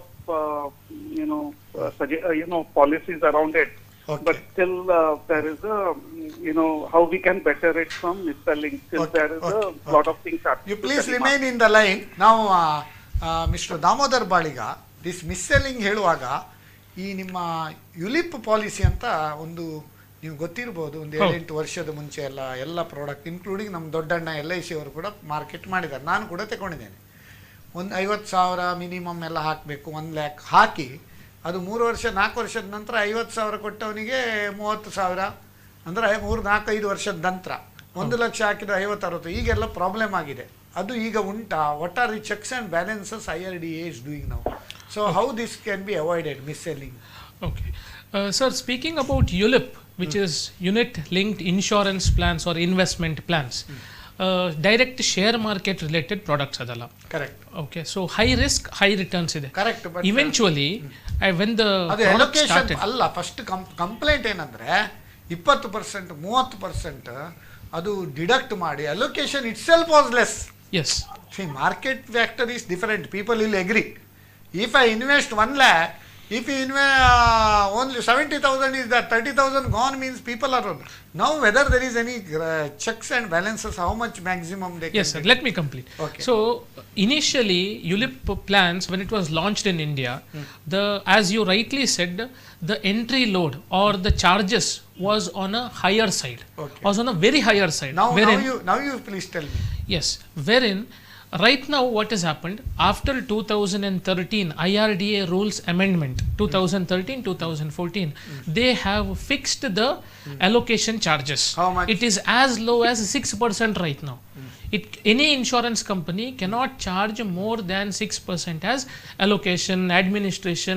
There are 5 to 6 type of charges. That is first year or all the years? All the years. Okay. All the years. Maximum they can Maximum only 6%. is capped at 6%. Okay, that is good. So that is where before mis-selling was happening ಈಗ there. 1 lakh ನೀವು ಹಾಕಿದ್ರೆ 94,000 ಅವರು ಮಾರ್ಕೆಟಿಗೆ ಹಾಕ್ತಾರೆ. Yes. ಆವಾಗ ನೋಡಿ ಅದರಲ್ಲಿ ಲಾಭ ನಷ್ಟ ಆದ್ರೆ ಬೇರೆ ವಿಷಯ. ಹೌದು. So okay, that is acceptable. Then what about mis-selling our Shaman? ಅದು ಚಾರ್ಜಸ್ ಕೂಡ ಲಿಮಿಟೆಡ್, ಅದನ್ನೇ ಒಂದೇ ಸತಿ ಕಟ್ ಮಾಡೋದಿಲ್ಲ. 2% ಫಸ್ಟಿಗೆ, ಮತ್ತೆ ಅದು ಎಲ್ಲ ಮಂತ್ಲಿ ಕಟ್ ಮಾಡ್ತಾರೆ. So it will be taken out in profit. mis-selling, see, I don't think anyone can force you in this country because you have a legal system. Everything is coming literature. ನಿಮಗೀಗ telephonic ಕೇಳ್ತಾರೆ customer. You should not get trapped. You may be get tapped, but you should not be get trapped. Because see, the system is very strong. As we have already told, there is a free look period. Free look period is there. Telephonic audio calling is there. Customers asked, "Are you sure you will pay for 10 years?" Correct. You have a PIVC where video calling happens nowadays, where customers asked in a video whether you are okay to pay for 10 years. So after that, only the policy is issued. Now the rules are very stringent. But if customers can even avoid that period of time, see, customer can say he is told 3 years, but I am telling 10 years. He can object. So the rules are very stringent. Unless the customer agrees, no one can force. Then black sheeps are in everywhere. Yes, but we should avoid this black sheep. Adu correct. See, as Shamant rightly said, there are many checkpoints which are put by the regulator, which is IRDA. Not only regulator, even the companies also put a checkpoint. Yakant helidre, company reputation is also damaged, and company reputation damage adre, then business will be less for that particular company. ಅಲ್ಲಿ ಹೋಗಬೇಡಿ ಮಾರ್ರೆ. ಈಗ ಅವರು ಸುಳ್ಳು ಮಾಡ್ತಾರೆ. ಬ್ಲಾಗಲ್ಲೆಲ್ಲ ಹಾಕಬಹುದು, Twitter ಅಲ್ಲಿ ಹಾಕಬಹುದು. ಎಂಟೈರ್ ಸಂತೆಯಲ್ಲಿ ಅವರದು ಮರ್ಯಾದೆ ಮಾನ ಮರ್ಯಾದೆ ಹರಾಜಾಗುತ್ತದೆ. In just a few seconds, people's image can be, destroyed. It takes years to earn a customer, whereas it takes seconds to lose a customer. ಇಲ್ಲೇ ನಿಮ್ಮದೇ ಸಂಚಿಕೆಯಲ್ಲಿ ಕರ್ನಾಟಕ ಬ್ಯಾಂಕ್ ಬಿಸ್ನೆಸ್ ಟಾನಿಕ್ ಅಲ್ಲಿ ನಮ್ಮ ಸೈಬರ್ ತಜ್ಞರು ಬಂದು ಸಹ ಹೇಳಿದ್ದಾರೆ, within 1 second you can make or break anyone's reputation. So ಹಾಗೆ all private companies also have their own blogs, have their own Twitter accounts. mis-selling ಮುಂಚೆ ಆಗ್ತಿತ್ತು, ಯಾಕೆಂದ್ರೆ ನೀವು ಮುಂಚಿನ ಒಂದು 2000 ಮೊದಲ ಪಾಲಿಸಿಯಲ್ಲಿ ಇಲ್ಲಸ್ಟ್ರೇಷನ್ ಬರ್ತಿರ್ಲಿಲ್ಲ. ಇವತ್ತು ಎಲ್ಲ ಪಾಲಿಸಿಯಲ್ಲಿ ಇಲ್ಲಸ್ಟ್ರೇಷನ್ ಬರುತ್ತೆ. ನೀವು ಏನ್ ಕಟ್ತೀರಾ, ಏನ್ ಸಿಗ್ತದೆ, ನಾನ್ ಗ್ಯಾರಂಟಿಡ್ ಅಂತ ಬರ್ದಿರ್ತದೆ. Along with the breakup of charges. So my recommendation is please read the literature. Second, please read the policy bond. And if you feel any mis-selling is done, You have 15 days of period. Go and cancel it. That free look period you can cancel. Entire money will come without any charges. ನೀವು ಒಂದು land ತಗೊಳ್ಳುವಾಗ ಜಾಗ document check ಮಾಡ್ತಿರಲ್ಲ, ಹಾಗೆ insurance ಅನ್ನ ಯಾಕೆ ಅಷ್ಟು careless ನಾವು ಮಾಡ್ತೇವೆ? ಈಗ ನಾನು ಇತ್ತೀಚೆಗೆ ಒಂದು ಕ್ಲೈಂಟ್ ಅಂದ್ರೆ there is we should adopt buyer beware. If you are first you should be aware before filling the application, product you should know, then you should be beware. If you don't aware and beware, you will be nowhere. Sir, so, just one small excellent question ಕೇಳಿದ್ರಿ ರಾಜೇಂದ್ರ ನಾಯಕ್, ನಿಮಗೆ ಧನ್ಯವಾದಗಳು. ಈಗ ನಾವು critical rider critical illness ಬಗ್ಗೆ rider insurance ನಮ್ಮ ರಾಮರಾವ್ ಅವರು ಕೇಳಿದ್ರು. ಈಗ ಒಂದು ಇನ್ಶೂರೆನ್ಸ್ ಪಾಲಿಸಿ ತಗೊಂಡ್ರೆ ಯಾವುದೆಲ್ಲ ರೈಡರ್ಸ್ ಉಂಟು, ಅದಕ್ಕೆಲ್ಲ ಎಕ್ಸ್ಟ್ರಾ ಪ್ರೀಮಿಯಂ ಎಷ್ಟು ಬೀಳ್ತದೆ, ಅದರ ಬಗ್ಗೆ ಒಂದು ಸ್ವಲ್ಪ ಹೇಳ್ಬೋದಾ? ಓಕೆ, ಸೊ ಪಾಲಿಸಿಯಲ್ಲಿ ರೈಡರ್ಸ್ ಹೇಗೆ ಅಂದರೆ ಒಂದು ಕಾರಲ್ಲಿ ಒಂದು ಎಕ್ಸೆಸರೀಸ್ ಇದ್ದಾಗೆ. So it is additional coverage. ಈಗ ನೀವು ನಾರ್ಮಲ್ ಆಗಿ ಆಕ್ಸಿಡೆಂಟ್ ರೈಡರ್ ಅಂತ ಉಂಟು. ಈಗ ನಾರ್ಮಲ್ ಇಂಡಿಯಾದಲ್ಲಿ ನಾವು ಸ್ಟಾಟಿಸ್ಟಿಕ್ಸ್ ಏನು ಹೇಳ್ತದೆ ಅಂದರೆ ಡೈಲಿ 250 ಮಂದಿ ಆಕ್ಸಿಡೆಂಟಲ್ ಡೆತ್ ಆಗ್ತದೆ. More than corona people dye in accidents. So accident is not only car accident, fall. ಈಗ ನಾರ್ಮಲ್ ನೀವೀಗ ಟರ್ಮ್ ಇನ್ಶೂರೆನ್ಸ್ ಅಥವಾ ನಿಮ್ದು ಎಂಡೋಮೆಂಟ್ ಯಾವ್ದಾದ್ರು ಪ್ಲಾನ್ ತಕೊಂಡ್ರೆ ಆಕ್ಸಿಡೆಂಟ್ ರೈಡರ್ ಆದ್ರೆ ಈಗ ನಂದು ಪ್ರೀಮಿಯಂ ಒಂದು 50,000 ಅಂತ ಎಣಿಸಿ. ಆಕ್ಸಿಡೆಂಟ್ ರೈಡರ್ ತಕೊಂಡ್ರೆ ಅದು ಎಷ್ಟು ಅಮೌಂಟ್ ಕವರ್ ಆಗ್ತದೆ, ಎಷ್ಟು ಪ್ರೀಮಿಯಂ? ಲಕ್ಷಕ್ಕೆ 100 ರೂಪಾಯಿ, ಲಕ್ಷಕ್ಕೆ 100 ರೂಪಾಯಿ, ವೆರಿ ಸ್ಮಾಲ್. ಲಕ್ಷಕ್ಕೆ 100 ರೂಪಾಯಿ ಬರ್ತದೆ. ಮತ್ತೆ ಇವನ್ ಕ್ರಿಟಿಕಲ್ ಇಲ್ನೆಸ್ ಅದರಲ್ಲಿ ಎಷ್ಟು ಇಲ್ನೆಸ್ ಎಲ್ಲ ಕವರ್ ಆಗ್ತದೆ? ಕೆಲವು ಕಂಪನಿ ಮೇಲೆ ಉಂಟು, ಕೆಲವು 15 ಉಂಟು, 25 ಉಂಟು, 40 ಉಂಟು. So paralysis, open heart surgery, blindness, ಅಂದ್ರೆ ಲಿಸ್ಟ್ ಆಫ್ ಕ್ರಿಟಿಕಲ್ ಇಲ್ನೆಸ್ ಲಿಸ್ಟೇ ಉಂಟು. ಹೌದು. ಈಗ ಕೊರೋನಾ ಕವರ್ ಆಗ್ತದ? ಇಲ್ಲ. Corona ಗೊತ್ತಿರ್ಲಿಲ್ಲ ಅಲ್ವಾ? Corona is not categorized as critical illness. It is not critical. ಹಾಗಾದ್ರೆ ಬಾರಿ ಸಿಂಪಲ್. ಈಗ ಇಮ್ಯುನಿಟಿ ಬಂದಿದೆ, ಈಗ ಲಾಕ್ ಡೌನ್ ಇಂದ ಫುಲ್ ಈಗ ಓಪನ್ ಮಾಡಿದ್ದೇವೆ, ಯಾರು ತಿರುಗಬಹುದು ಅಂತ ನೀವು ಹೇಳುದಾ? ಹರ್ಡ್ ಇಮ್ಯುನಿಟಿ ಬಂದಿರಬಹುದು, ಗೊತ್ತಿಲ್ಲ ನನಗೆ. ಅದು ಡಾಕ್ಟರ್ಸ್ ಅಂಡ್ ಕ್ವಾಲಿಫೈಡ್. ಇನ್ನೊಬ್ರು ವೀಕ್ಷಕರ ಕರೆ ಉಂಟು, ಅಟೆಂಡ್ ಆಗುವ. Hello hello, you speaking? ನಾನು ಪ್ರಸಾದ್ ಸತ್ವೇಲಿ ಅಂತ ಬ್ಯಾಂಗ್ಳೂರಿಂದ ಮಾತಾಡ್ತಾ ಇದ್ದೀನಿ. ಪ್ರಸಾದ್ ಸತ್ವೇಲಿ ಫ್ರಮ್ ಬ್ಯಾಂಗ್ಳೂರ್. ನಿಮ್ಮ ಪ್ರಶ್ನೆ ಕೇಳಬಹುದಾ? ನನ್ಗೆ ಶಮಂತ್ ಅವರು ತುಂಬಾ ಒಳ್ಳೆ ಪರಿಚಯ ಇದ್ದಾರೆ. ಪ್ಲಸ್ ಅದೇ ತರ ನಿಮ್ಗೆ ಫಸ್ಟ್ ನಾನು ಥ್ಯಾಂಕ್ಸ್ ಹೇಳ್ಬೇಕು ಅನ್ಕೊಂತ ಇದ್ದೀನಿ. ಲೈಫ್ ಇನ್ಶೂರೆನ್ಸ್ ನಲ್ಲಿ ಇರೋ ಪ್ರಾಬ್ಲಮ್ಸ್ ಇದೆಲ್ಲ ಕ್ವಶನ್ಸ್, ತುಂಬಾ ಕ್ವಶನ್ಸ್ ಇರುತ್ತೆ. ಅದೆಲ್ಲ ನೀವೊಂದು ಈ ತರ ಇದು ಮಾಡಿ ರಿಸಾಲ್ವ್ ಮಾಡಿ ಇದು ಮಾಡ್ತಾ ಇದ್ರೆ thank you first of all to Nayak ಅವರೇ, ನಿಮ್ಗೆ ಥ್ಯಾಂಕ್ಸ್. ಸೊ ಅದೇ ತರ ಹೇಮಂತ್ ಅವ್ರನ್ನು ನನ್ಗೆ ಗೊತ್ತು, ಅವರು ತುಂಬಾ ಒಳ್ಳೆ ಸಜೆಷನ್ಸ್ ಕೊಡ್ತಾ ಇದ್ದಾರೆ ಎಲ್ಲರಿಗೂ. ಸೊ ಜಸ್ಟ್ ಜನರ ಹಿತಕ್ಕಾಗಿ ನಾನು ಒಂದು ಕ್ವಶನ್ ಕೇಳ್ಬೇಕು. ಸೊ ಜನರಲ್ ಆಗಿ ಏನಂದ್ರೆ ಎಲ್ಲಾರು ನಾವು ಎಲ್ಲನ್ನ ಇನ್ಶೂರೆನ್ಸ್ ಪಾಲಿಸಿ ಸೇಲ್ ಮಾಡಕ್ ಹೋಗಿದ್ರೆ ಎಲ್ಲಾರು ಏನ್ ಹೇಳ್ತಾರೆ, ನಾನು ಟರ್ಮ್ ಪಾಲಿಸಿ ಮತ್ತೆ ಮ್ಯೂಚುವಲ್ ಫಂಡ್ ತಗೊಂತೀನಿ, ಯುಲಿಪ್ ತಗೊಳಕ್ ನನ್ಗೆ ಇಂಟ್ರೆಸ್ಟ್ ಇಲ್ಲ ಅಂತ. ಸೊ ಶಮಂತ್ ಅವರು ಒಂದು ಎಲ್ಲಾರ್ಗೂ ಯೂಸ್ ಆಗೋ ತರ ಯುಲಿಪ್ ಏನಕ್ಕೆ ತಗೋಬೇಕು, ಮ್ಯೂಚುವಲ್ ಫಂಡ್ ಏನಕ್ಕೆ ತಗೋಬಾರ್ದು, ಇಲ್ಲ ಕಂಪೇರ್ ಮಾಡಿ ಏನೇನೊಂದು ಚಿಕ್ಕ ಅಡ್ವೈಸ್ ಕೊಟ್ರೆ ಚೆನ್ನಾಗಿರುತ್ತೆ ಅಂತ. Mutual fund versus ULIP which is better ಅಂತ ನೀವು ಹೇಳುದು, ಅದರ ಬಗ್ಗೆ ಹೇಳಿ. So first of all mutual fund ಅಲ್ಲಿ ನಿಮಗೆ ವೆರೈಟಿ ಆಫ್ ಪ್ರಾಡಕ್ಟ್ಸ್ ಇದೆ. ಒಂದು ಸಾಧಾರಣ ನನ್ನ ಪ್ರಕಾರ ಒಂದು 20,000 ಮ್ಯೂಚುವಲ್ ಫಂಡ್ಸ್ ಇದೆ. And mutual fund is purely investment product. ಹೌದು, ಅದಕ್ಕೆ ಈಗ ಟ್ಯಾಕ್ಸೇಬಲ್ ಕೂಡ ಆಗಿದೆ. ಅಬೌವ್ 1 year ಒಳಗೆ ಆದ್ರೆ 15%, above 1 year 10%. That is equity mutual fund. Debt mutual fund ಆದ್ರೆ 3 years. ಹೌದು, ಆದ್ರೆ ಈಗ ಲಾಸ್ಟ್ ಬಜೆಟ್ ಅಲ್ಲಿ ಮ್ಯೂಚುವಲ್ ಫಂಡ್ ಟ್ಯಾಕ್ಸೇಬಲ್ ಆಗಿದೆ. ಇನ್ಶೂರೆನ್ಸ್ 100% ಯುಲಿಪ್ ಟ್ಯಾಕ್ಸ್ ಫ್ರೀ ಆಗ್ತದೆ. Point number 1. ಪಾಯಿಂಟ್ ನಂಬರ್ 2, ಅದರಲ್ಲಿ ತುಂಬಾ ವೆರೈಟಿ ಇದೆ. ಟಾಮ್ ಡಿಕ್ ಅಂಡ್ ಹ್ಯಾರಿ ಅಂತ ತುಂಬಾ ಸೆಕ್ಟರ್ಸ್ ಇದೆ. ಫಾರ್ಮಾ ಸೆಕ್ಟರ್, ಗೋಲ್ಡ್ ಸೆಕ್ಟರ್, ಯಾವ ಸೆಕ್ಟರ್ ನಮಗೆ ಅರ್ಥ ಆಗಲ್ಲ ಜನರಲ್ ಆಗಿ. ಯುಲಿಪ್ ಅಲ್ಲಿ ಕ್ರಿಸಿಲ್ ರೆಕಮೆಂಡೆಡ್ AA+ ಕಂಪನಿಗೆ ಹಾಕ್ತಾರೆ. ಜೊತೆಗೆ ಮ್ಯೂಚುವಲ್ ಫಂಡ್ ಏನಾಗ್ತದೆ, ಮೊನ್ನೆ ಮಾರ್ಕೆಟ್ ಕೋವಿಡ್ ಬಂದಾಗ ಮಾರ್ಕೆಟ್ ಬಿತ್ತು, ಸೊ ಎಲ್ಲ ಮ್ಯೂಚುವಲ್ ಫಂಡ್ ಬೀಳುತ್ತೆ. ಆದ್ರೆ ಅಥವಾ ಶೇರ್ ಮಾರ್ಕೆಟ್. ಯುಲಿಪ್ ಅಲ್ಲಿ ಏನಾಗ್ತದೆ ಅಂದ್ರೆ ನಮ್ಮಲ್ಲಿ 20 to 70% ಇಕ್ವಿಟಿ ಇರ್ತದೆ. ಹೈಬ್ರಿಡ್ ಅಲ್ಲದೆ ಸರ್, ಅಥವಾ pure debt fund, pure equity fund. ಹೌದು, ಅದು ಮ್ಯೂಚುವಲ್ ಫಂಡ್ ಅಲ್ಲಿ ಕೂಡ ಉಂಟು. ಇಲ್ಲ ಮ್ಯೂಚುವಲ್ ಫಂಡ್ ಅಲ್ಲಿ ಫುಲ್ ಇಕ್ವಿಟಿ, 100% ಇಕ್ವಿಟಿ. ನಮ್ಮ ಇಕ್ವಿಟಿ ಫಂಡ್ ಅಲ್ಲಿ 20 to 90% ಇಕ್ವಿಟಿ ಇರ್ತದೆ. ಮಾರ್ಕೆಟ್ ಬಿದ್ದಾಗ 20% ಮಾತ್ರ ಇಕ್ವಿಟಿ, ಉಳಿದ 80% ಇದಕ್ಕೆ ಹೋಗ್ತದೆ ಗೌರ್ಮೆಂಟ್ ಬಾಂಡಿಗೆ ಆಟೋಮ್ಯಾಟಿಕಲಿ. ಸೊ ನಿಮಗೆ ಮಾರ್ಕೆಟ್ ಬೀಳುತ್ತೆ ಯಾವಾಗ ನಿಮಗೆ ಗೊತ್ತಿರೋದಿಲ್ಲ. So we have A full time fund manager, ಅವರಿಗೆ ಇಕ್ವಿಟಿಯನ್ನು ಡೆಟ್ ಫಂಡ್ಗೆ ಶಿಫ್ಟ್ ಮಾಡೋ ಆಪ್ಷನ್ ಇದೆ, ಮ್ಯೂಚುವಲ್ ಫಂಡ್ ಅಲ್ಲಿ ಇಲ್ಲ. ಮೂರನೇ ನೆಕ್ಸ್ಟ್ ಪಾಯಿಂಟ್, ಮ್ಯೂಚುವಲ್ ಫಂಡ್ ಅಲ್ಲಿ ಫಂಡ್ ಮ್ಯಾನೇಜ್ಮೆಂಟ್ ಚಾರ್ಜು ಸ್ವಲ್ಪ ಜಾಸ್ತಿ ಬರುತ್ತೆ, 2.5-2.75% ಫಂಡ್ ವ್ಯಾಲ್ಯೂ ಅಲ್ಲಿ. ನಾವು 1.10%. ಮ್ಯೂಚುವಲ್ ಯುಲಿಪ್ ಅಲ್ಲಿ 6% ವರೆಗೆ ಅಂತ ಹೇಳಿದ್ರು. ಫಂಡ್ ಮ್ಯಾನೇಜ್ಮೆಂಟ್ ಚಾರ್ಜ್ ಅದು 6% administration charge, 50 rupees per month. ಅದು ಅಲ್ಲ, ನಮ್ಗೆ ಅದೆಲ್ಲ ನೀವು ಹೇಳಬೇಡಿ, ನಮ್ಗೆ ಟೋಟಲ್ ಎಷ್ಟು ಖರ್ಚು ಅವ್ರು ಹೇಳಿದ್ದು ನೋಡಿ, ಸಿಂಪಲ್ ಹೇಳ್ತೇನೆ. ಅವ್ರು ಹೇಳಿದ ಚಾರ್ಜ್ ಸಿಂಪಲ್ ಇಂಟ್ರೆಸ್ಟ್ 6%. ಈ ಫಂಡ್ ಮ್ಯಾನೇಜ್ಮೆಂಟ್ ಚಾರ್ಜ್ ಉಂಟು, ಅದು ಕಂಪೌಂಡಿಂಗ್ ಚಾರ್ಜ್. ಕಂಪೌಂಡಿಂಗ್ ಅಂದ್ರೆ ಈಗ ಮ್ಯೂಚುವಲ್ ಫಂಡ್ ನೀವು 20 ವರ್ಷ 1 ಕೋಟಿ ಆಯ್ತು ಆಯ್ತಾ, ಯುಲಿಪ್ ಅಲ್ಲಿ 1 ಕೋಟಿ ಆಯ್ತು. ಯುಲಿಪ್ ಅಲ್ಲಿ 1 ಕೋಟಿ ಮೇಲೆ 1.10% ಅಂದ್ರೆ 1,00,000 ಚಾರ್ಜ್. ಮ್ಯೂಚುವಲ್ ಫಂಡ್ ಅಲ್ಲಿ 2.75%, 2,75,000. ಆ ಉಳಿದ ಹಣ ಪುನಃ ಕಂಪೌಂಡಿಂಗ್ ಮಾಡುವಾಗ ನಾನು ಕಂಪೇರ್ ಮಾಡಿ ನೋಡಿದ್ದೇನೆ. Mutual fund ULIP for 20 years, ULIP will be giving for better returns than mutual fund because compounding charge will be huge. ಮತ್ತೆ ಯುಲಿಪ್ ಅಲ್ಲಿ ನಿಮಗೆ ರಿಸ್ಕ್ ಕವರೇಜ್ ಕೂಡ ಉಂಟು. ಹೌದು, ಮ್ಯೂಚುವಲ್ ಫಂಡ್ ಅಲ್ಲಿ ರಿಸ್ಕ್ ಕವರೇಜ್ ಇಲ್ಲ. ಒಂದು ವಿಷಯ ಏನಂತ ಹೇಳಿದ್ರೆ, ಯುಲಿಪ್ ಅಲ್ಲಿ ನೀವು ಎಲ್ಲರೂ ಬಂದು ಸೀದಾ ಇವತ್ತು ಹಣ ಚೆಕ್ ಕೊಟ್ಟು ಮಾಡ್ಲಿಕ್ಕೆ ಆಗೋದಿಲ್ಲ. ಇನ್ಶೂರೆನ್ಸ್ ಇದು, checks, balances, systems, regulations, medical checkup, ಉಳಿದದೆಲ್ಲ ಸಿಸ್ಟಮ್ಸ್ ಎಲ್ಲ, ಮತ್ತೆ ನೀವು ಇನ್ಕಮ್ ಕ್ರೈಟೀರಿಯಾ ಅದೆಲ್ಲ ನೋಡಿ ನೀವು ಮಾಡೋದು. ಇದರಲ್ಲಿ ನೀವು ಮ್ಯೂಚುವಲ್ ಫಂಡ್ ಅಲ್ಲಿ ನಾಳೆ 2 ಲಕ್ಷ ಇನ್ಕಮ್ ಇದ್ದವ ಕೂಡ 1 ಕೋಟಿ ಹಾಕ್ಬಹುದು ಅಲ್ವಾ? So that one is there. Mutual fund ಅಲ್ಲಿ ಯಾವ ಸೆಕ್ಟರ್ ಗೊತ್ತಿದೆ? ಫಾರ್ಮಾ ಫಂಡ್ 3% ಕೊಟ್ಟಿದೆ, ಗೋಲ್ಡ್ ಫಂಡ್ 6% ಕೊಟ್ಟಿದೆ, ಮಿಡ್ ಕ್ಯಾಪ್ ಗೆ ಒಳ್ಳೇದು ಕೊಟ್ಟಿದೆ, ಸ್ಮಾಲ್ ಕ್ಯಾಪ್ ತುಂಬಾ ಬಿಲೋ 60%. ಈಗ ಮಾರ್ಕೆಟ್ ನಮ್ಗೆ ವಿಚಿತ್ರ ಬರ್ತಾ ಉಂಟು, ಯಾವ ಫಂಡ್ ಗೊತ್ತಾಗುದಿಲ್ಲ. ಇದು ಕಾಮನ್ ಮ್ಯಾನ್ ಗೆ ಯುಲಿಪ್ ಇಸ್ ಟೆನ್ಷನ್ ಫ್ರೀ ಹಣ.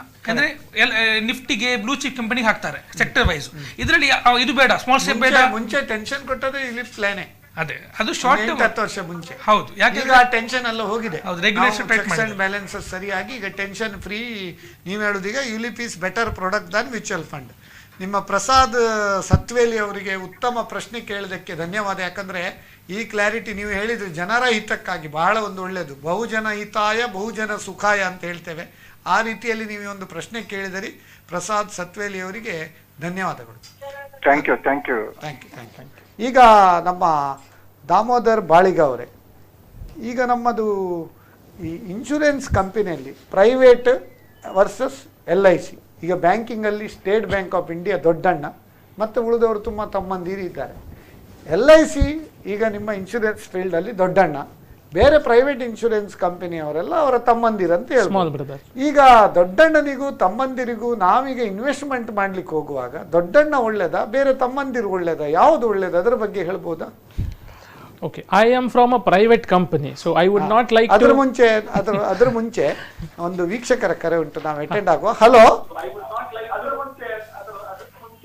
Hello hello hello hello, who speaking? ನಮಸ್ತೆ. ನಮಸ್ತೆ. ಹಲೋ ನಮಸ್ತೆ. ನಮಸ್ತೆ, ಯಾರು ಮಾತಾಡುದು? ನಾವು ಸುಬ್ರಹ್ಮಣ್ಯ ಅಂತೇಳಿ. ನಿಮ್ಮ ಟಿವಿಯನ್ನು ಮ್ಯೂಟ್ ಮಾಡ್ತೀರಾ? ಯಾಕಂದ್ರೆ ನೀವು ಟಿವಿ ನೋಡಿ ಮಾತಾಡಿದ್ರೆ ಇದಾಗ್ತದೆ. ಟಿವಿಯನ್ನು ದಯವಿಟ್ಟು ಮ್ಯೂಟ್ ಮಾಡಿ ಕಾಲ್ ಮಾಡಿ. ಸರಿ. ಹೇಳಿ. Okay okay okay. ಮಾಡ್ಲಿಲ್ಲ ನೀವು? ಸರ್, ಒಂದು ಮ್ಯೂಟ್ ಮಾಡಿ ಟಿವಿ ಮ್ಯೂಟ್. ನಾವೊಂದು ಲೋನ್ ನ ಮೇಲೆ ಒಂದು ಮೆಟ್ ಲೈಫ್ ಅಲ್ಲಿ ಒಂದು 2,500-3,000 ರೂಪಾಯಿನ ನಾವು ಕಟ್ಟಿದ್ದೇವೆ. ಒಂದು 2 months 2 years. ಹೇಳಿ ಹೇಳಿ. ಅದು ಮತ್ತೆ ಅದು ಲ್ಯಾಬ್ಸ್ ಅಂತೇಳಿ ಅದಕ್ಕೆ ಕಂಟಿನ್ಯೂಷನ್ ಆಗ್ಲಿಲ್ಲ. ಸೊ ಆ ಮನಿಯನ್ನು ನಾವು ಹೇಗೆ, ನಮ್ಮ ಇನ್ನೊಂದು ಇದುಂಟು ಹೌಸಿಂಗ್ ಲೋನ್ಗೆ ಅಟ್ಯಾಚ್ಮೆಂಟ್ ಆಗಿ ಹೇಳಿ, ಆ ಲೋನಿಗೆ ಈ ಅಮೌಂಟ್ ಅದಕ್ಕೆ ಆಡ್ ಮಾಡ್ಲಿಕ್ಕೆ ಆಗ್ತದಾ, ಅಲ್ಲ ನಾವು ಇದನ್ನು ಕಂಟಿನ್ಯೂಷನ್ ಪುನಃ ಫುಲ್ ಅಮೌಂಟ್ ಕೊಟ್ಟು ನಾವು ಇದು ಮಾಡ್ಬೇಕಾಗ್ತದಾ? ನೋಡಿ, ನಿಮ್ಮ ಪ್ರಶ್ನೆಗೆ ನಾವು ಆನ್ಸರ್ ಹೇಳಬೇಕಾದ್ರೆ ನೀವು ಟಿವಿಯನ್ನು ಮ್ಯೂಟ್ ಮಾಡಬೇಕು. ಯಾಕಂದ್ರೆ ನಿಮ್ಮ ಟಿವಿಗೂ ನಿಮ್ಮ ಫೋನಿಗೂ ಗ್ಯಾಪ್ ಇರ್ತದೆ. ದಯವಿಟ್ಟು ಟಿವಿಯನ್ನು ಮ್ಯೂಟ್ ಮಾಡಿ, ಫೋನಲ್ಲೇ ಕೇಳಿ ಪ್ಲೀಸ್. ಸರಿ ಸರಿ, ಓಕೆ ಸರ್. ಅಂದ್ರೆ ನಾವೊಂದು 7-8 ವರ್ಷದ ಹಿಂದೆ ಒಂದು ಮೆಟ್ ಲೈಫ್ ಅಲ್ಲಿ ಒಂದು 2,500-3,000 ರೂಪಾಯಿನ ಉಂಟು, ಅದು ಅಲ್ಲಿಗೆ ಬ್ಲಾಕ್ ಆಗಿದೆ, ಕಂಟಿನ್ಯೂಷನ್ ಆಗ್ಲಿಲ್ಲ. ಈ ಇನ್ನೊಂದು ಹೌಸಿಂಗ್ ಲೋನ್ಗೆ ಅಟ್ಯಾಚ್ಮೆಂಟ್ ಆಗಿ ಒಂದು ಮೆಟ್ ಲೈಫ್ ಪಾಲಿಸಿಗಳು ಉಂಟು, ಅದಕ್ಕೆ ಇದನ್ನ ಅಟ್ಯಾಚ್ ಮಾಡಿ ಈ ಅಮೌಂಟ್ ಎಂತ ಆಗ್ತದೆ, ಅದಕ್ಕೆ ಪುನಃ ನಾವು ಕಂಟಿನ್ಯೂಷನ್ ನಮ್ಮ ಬೇರೆ ಇದಕ್ಕೆ ಇನ್ಕ್ಲೂಡಿಂಗ್ ಆಗ್ತದೆ ಅಥವಾ ನಾವು ಸಪರೇಟ್ ಅದನ್ನು ಕಂಟಿನ್ಯೂಷನ್ ಉಳಿದ ಅಮೌಂಟ್ ಈಗ ಇಷ್ಟು ವರ್ಷ ಎಷ್ಟು ಪೆಂಡಿಂಗ್ ಉಂಟಾ 10-15,000 ರೂಪಾಯಿನ ಇರ್ಬೋದು, ಅದನ್ನು ಕಂಟಿನ್ಯೂ ಮಾಡ್ಬೇಕಾ ಹೇಗೆ ಅಂತ ಹೇಳಿ ಸರ್. ಓಕೆ, ಶಮಂತ್ ನೀವು ಹೇಳ್ಬೋದಾ ಇದ್ರ ಬಗ್ಗೆ? ನೋಡಿ, ಪಾಲಿಸಿ ಒಂದು ಮಾಡಿದ್ರೆ ನನ್ನ ಅನಿಸಿಕೆ ಅದು ಕಂಟಿನ್ಯೂ ಮಾಡ್ತಾ ಇರಬೇಕು ಪ್ರೀಮಿಯಂ. ಈಗ ಮಾಡಲಿಲ್ಲ, ಏನು ಸಂದೇಹ ಹೇಳಿ, ಅದು ಕರೆಕ್ಟ್. 2 ವರ್ಷದಲ್ಲಿ ಲ್ಯಾಪ್ಸ್ ಆಗಿದ್ರೆ ರಿವೈವಲ್ ಪೀರಿಯಡ್ ಇದೆ. 2 ವರ್ಷ ಒಳಗೆ ರಿನ್ಯೂ ಆಗದಿದ್ರೆ ಕಂಪನಿಗೆ ಸಂಶಯ ಬರುತ್ತೆ, ಇದು ಯಾಕೆ 2 ವರ್ಷ ನಂತರ 4 ವರ್ಷ ನಂತರ ರಿವೈವ್ ಆಗ್ತಿದೆ, ಏನಾದ್ರು ಹೆಲ್ತ್ ಹಜಾರ್ಡ್ಸ್ ಇದೆ ಅಂತ ಇರ್ತಾರೆ. ಈಗ ರಿವೈವ್ ಮಾಡಬಹುದು. ಸೊ 2 years ತನಕ ಮಾಡಬಹುದು, 2 years ನಂತರ ಆಗುದಿಲ್ಲ. ಈಗ ರಿವೈವ್ ಮಾಡಲಿ, ಈಗ ಏನಾಗಲ್ಲ ಸರೆಂಡರ್ ಅಲ್ಲ, ಅವರು 3 years ಕಟ್ಟಿದ್ರೆ ಸರೆಂಡರ್ ವ್ಯಾಲ್ಯೂ ಉಂಟು, 3 ವರ್ಷ ಕಟ್ಟದಿದ್ರೆ ಅದು ಲ್ಯಾಪ್ಸ್ ಆಗ್ತದೆ. ಅದು ಯಾವ ಪಾಲಿಸಿ ಅಂತ ನೋಡಬೇಕು. ಟರ್ಮ್ಸ್ ಅಂಡ್ ಕಂಡೀಷನ್ಸ್ ಇರುತ್ತೆ ಕೆಲವು ಪಾಲಿಸಿಗೆ, ಆ ಟರ್ಮ್ಸ್ ಅಂಡ್ ಕಂಡೀಷನ್ಸ್ ಪ್ರಕಾರ ಹೋಗ್ಬೇಕು. ಅದು ಎಂಡೋಮೆಂಟ್ ಪ್ಲಾನ್ ಆದ್ರೆ ಸಾಮಾನ್ಯವಾಗಿ 2 ಇಲ್ಲ 3 ವರ್ಷದ ನಂತರ ಸರೆಂಡರ್ ವ್ಯಾಲ್ಯೂ ಎಕ್ವೈರ್ ಆಗುತ್ತೆ. ಅದು ಎಂಡೋಮೆಂಟ್ ಪ್ಲಾನ್ ಆದ್ರೆ then there might be a small amount of surrender value acquired. We need to see, but he is saying it is 2000 rupees. ಈಗ ಇದು ಹೇಳಿದ್ರಿ, ಈಗ ಪೇಯ್ಡ್ ಅಪ್ ಅಂತ ಉಂಟಲ್ಲ, ಈಗ ಫಾರ್ ಎಕ್ಸಾಂಪಲ್ ಈಗ ಒಬ್ರು ಒಂದು ಪ್ರೀಮಿಯಂ ವರ್ಷಕ್ಕೆ 1 ಲಕ್ಷ ಕಟ್ಟಲಿಕ್ಕೆ 10 ವರ್ಷಕ್ಕೆ ಮಾಡ್ತಾರೆ ಕಮಿಟ್ಮೆಂಟ್. ನಿಮ್ದು ಈಗ as per income tax regulations ಏನಂತ ಹೇಳಿದ್ರೆ minimum 10 times coverage is a must to get income tax rebate, otherwise you are not entitled to. ಒಬ್ಬ 5 ವರ್ಷ ದಮ್ ಕಟ್ಟಿ ಕಟ್ತಾನೆ 5 ಲಕ್ಷ, 6ನೇ ವರ್ಷದಿಂದ ಅವ ಶಸ್ತ್ರಾಸ್ತ್ರ ಕೆಳಗಿಡ್ತಾನೆ. ಆವಾಗ ಅದು ಸರೆಂಡರ್ ಮಾಡಬೇಕಾ, ಅಥವಾ ನೀವು ಅದನ್ನು ಆ ಪಾಲಿಸಿಯಿಂದ ನಿಮಗೆ ಲಾಸ್ ಆಗ್ತದಾ, ಅಥವಾ ನೀವು ಪೇಯ್ಡ್ ಅಪ್ ಉಂಟಲ್ಲ ಈ 10 ಲಕ್ಷ ಇದ್ದದ್ದು 5 ಲಕ್ಷಕ್ಕೆ ಮಾಡಿ ಉಳಿದದ್ದು ಪ್ರೀಮಿಯಂ ಅಡ್ಜಸ್ಟ್ ಮಾಡ್ಲಿಕ್ಕೆ ಆಗ್ತದೆ, ಇದರ ಬಗ್ಗೆ ಹೇಳ್ಬೋದಾ? ಹೌದು. ಫಸ್ಟ್ ಆಫ್ ಆಲ್ ಎಲ್ಲ ಕಂಪನಿ ಏನ್ ಮಾಡುತ್ತೆ ಅಂತ ಹೇಳಿದ್ರೆ ಕಸ್ಟಮರ್ ಅನ್ನು ರಿಟೈನ್ ಮಾಡ್ಲಿಕ್ಕೆ ನೋಡುತ್ತೆ. ಸಾಮಾನ್ಯವಾಗಿ ಬೇಡ, ಈ ಕ್ವಶನ್ಗೆ ಆನ್ಸರ್ ಹೇಳಿ, ಯಾಕಂದ್ರೆ ನಮ್ಮ ಶೋ ಇರುವುದು ಒಂದು limited time. Please answer directly for this question. Okay, right now he has 2 options. Either he can surrender if he wants. Company ಹತ್ರ ಅಪ್ರೋಚ್ ಆಗಿ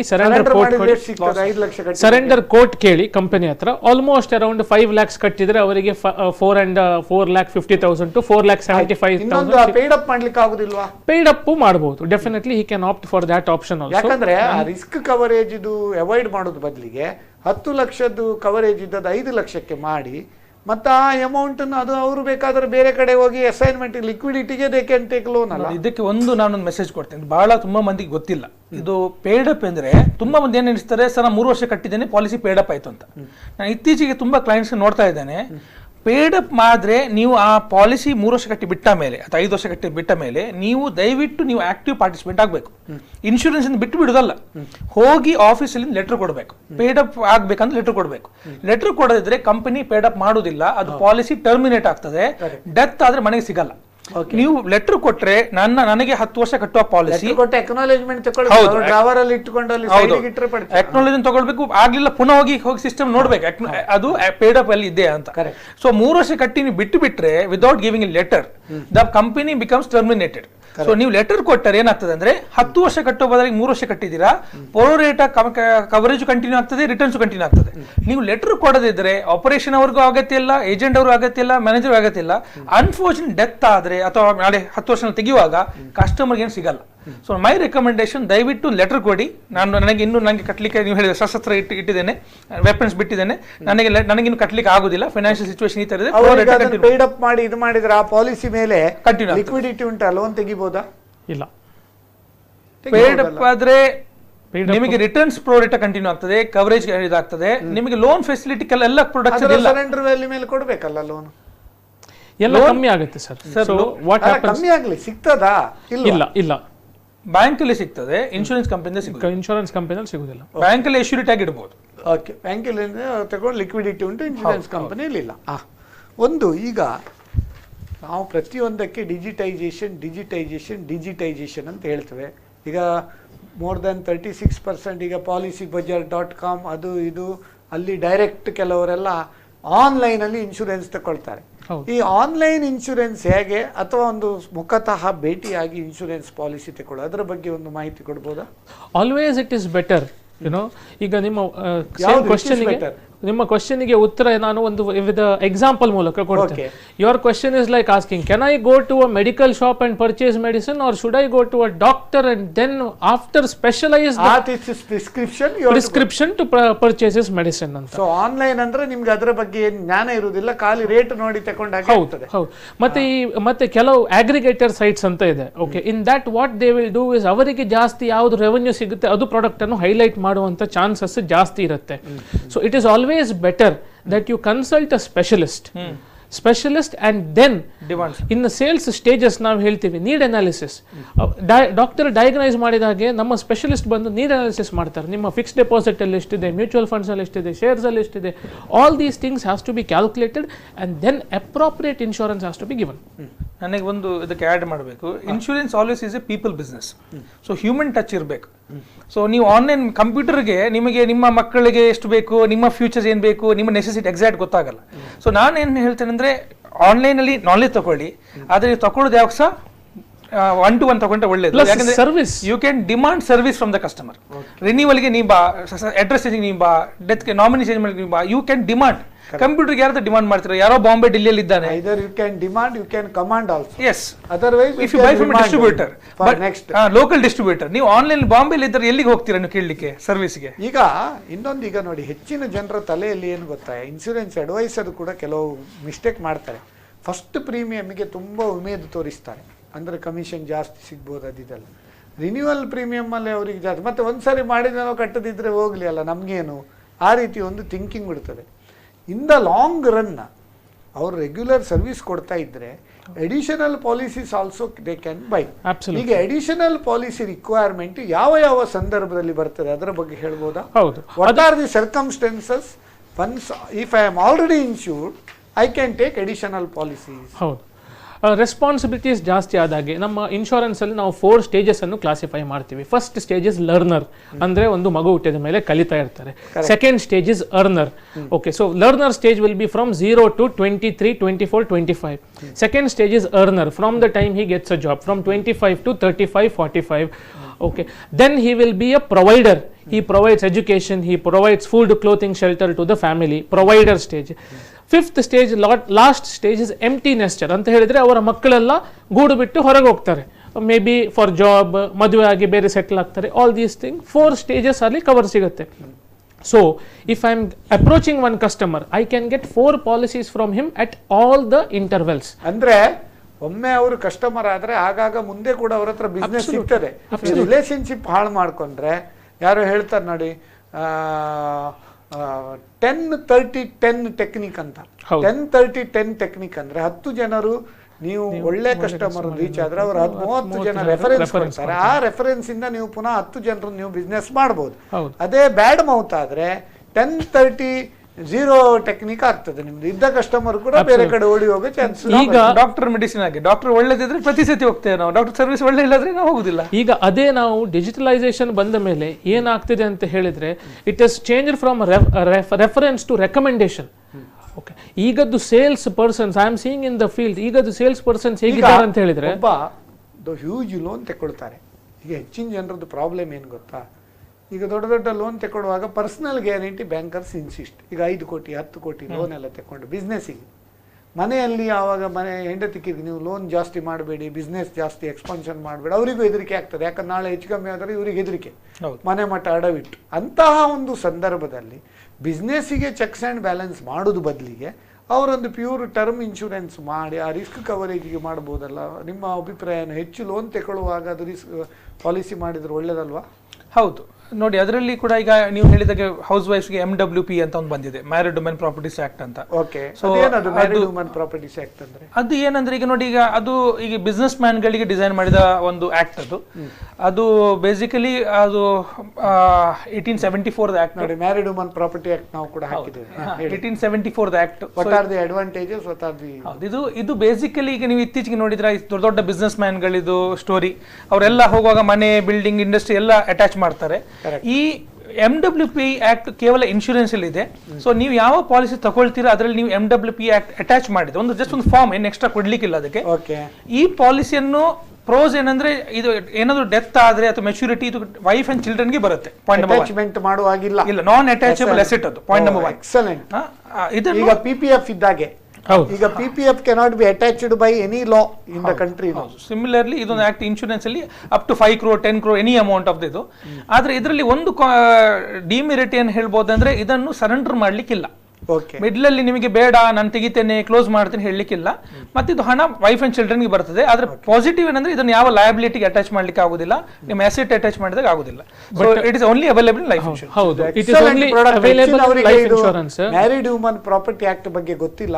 ಈಗ ಎಲ್ಲ ಹೌಸ್ ವೈಫ್ ನವರು ನಿಮ್ಮ ಹಸ್ಬೆಂಡಿಗೆ ಹೇಳ್ಬೋದು ಪಾಲಿಸಿ ಮಾಡುವಾಗ ಮ್ಯಾರಿಡ್ ವುಮನ್ ಪ್ರಾಪರ್ಟಿ ಆಕ್ಟ್ ಒಂದು ಸೈನ್ ಎಕ್ಸ್ಟ್ರಾ ಸಿಗ್ನೇಚರ್ ತೆಗೆದು ಒಂದು ಫಾರ್ಮ್ ಸೆಪರೇಟ್, ಒಂದು ಫಾರ್ಮ್. ಬಟ್ ಇದು inception of the policy only this can be taken. ನಾವು ಅವಾಗ ಒಂದು ರೈಡರ್ ವಿಷಯ ಮಾತಾಡ್ತಾ ಇತ್ತು, ಅದನ್ನೀಗ ಕಂಪ್ಲೀಟ್ ಮಾಡಲಿಲ್ಲ. What are the Riders for policies, ಏನೆಲ್ಲ ಮಾಡಬಹುದು? ನಾರ್ಮಲ್ ಆಗಿ ಆಕ್ಸಿಡೆಂಟ್ ರೈಡರ್ ಇದೆ, ಆಕ್ಸಿಡೆಂಟ್ ಡಬಲ್ ಕೊಡ್ತಾರೆ. ಕ್ರಿಟಿಕಲ್ ರೈಡರ್, ಕ್ರಿಟಿಕಲ್ ಇಲ್ನೆಸ್ ಏನು? ಕ್ರಿಟಿಕಲ್ ಇಲ್ನೆಸ್ ರೈಡರ್ ಅಂದ್ರೆ ಈಗ ನಾನು 1 ಕೋಟಿದು ಪಾಲಿಸಿ ಮಾಡಿ ಈಗ ಕ್ರಿಟಿಕಲ್ ಇಲ್ನೆಸ್ ರೈಡರ್ ಹಾಕಿದ್ರೆ ನಾಳೆ ಯಾರಿಗಾದ್ರೂ ಅದು ಹುಷಾರಿಲ್ಲ, ಒಂದು ಹಾರ್ಟ್ ಅಟ್ಯಾಕ್, ಖಾಲಿ ಐಡೆಂಟಿಫೈ ಆದ ಕೂಡಲೇ ನೀವು ಅವ್ರಿಗೆ ಹಣ ಕೊಡ್ತೀರಲ್ಲ? ಇಲ್ಲ, ಕ್ರಿಟಿಕಲ್ ಇಲ್ನೆಸ್ ಅಲ್ಲಿ ಇದು ನೋಡಿ, ಕ್ರಿಟಿಕಲ್ ಇಲ್ನೆಸ್ ಮತ್ತು ಹೆಲ್ತ್ ಇನ್ಶೂರೆನ್ಸ್ ಗೆ ವ್ಯತ್ಯಾಸ ಇದೆ. ಹೆಲ್ತ್ ಇನ್ಶೂರೆನ್ಸ್ ಅಂದ್ರೆ ಹಾಸ್ಪಿಟಲ್ ಬಿಲ್ ಕೊಡ್ತಾರೆ. ಕ್ರಿಟಿಕಲ್ ಇಲ್ನೆಸ್ ಆಬ್ಜೆಕ್ಟಿವ್ ಏನಂದ್ರೆ replacement of the economic loss because of health hazards. Correct.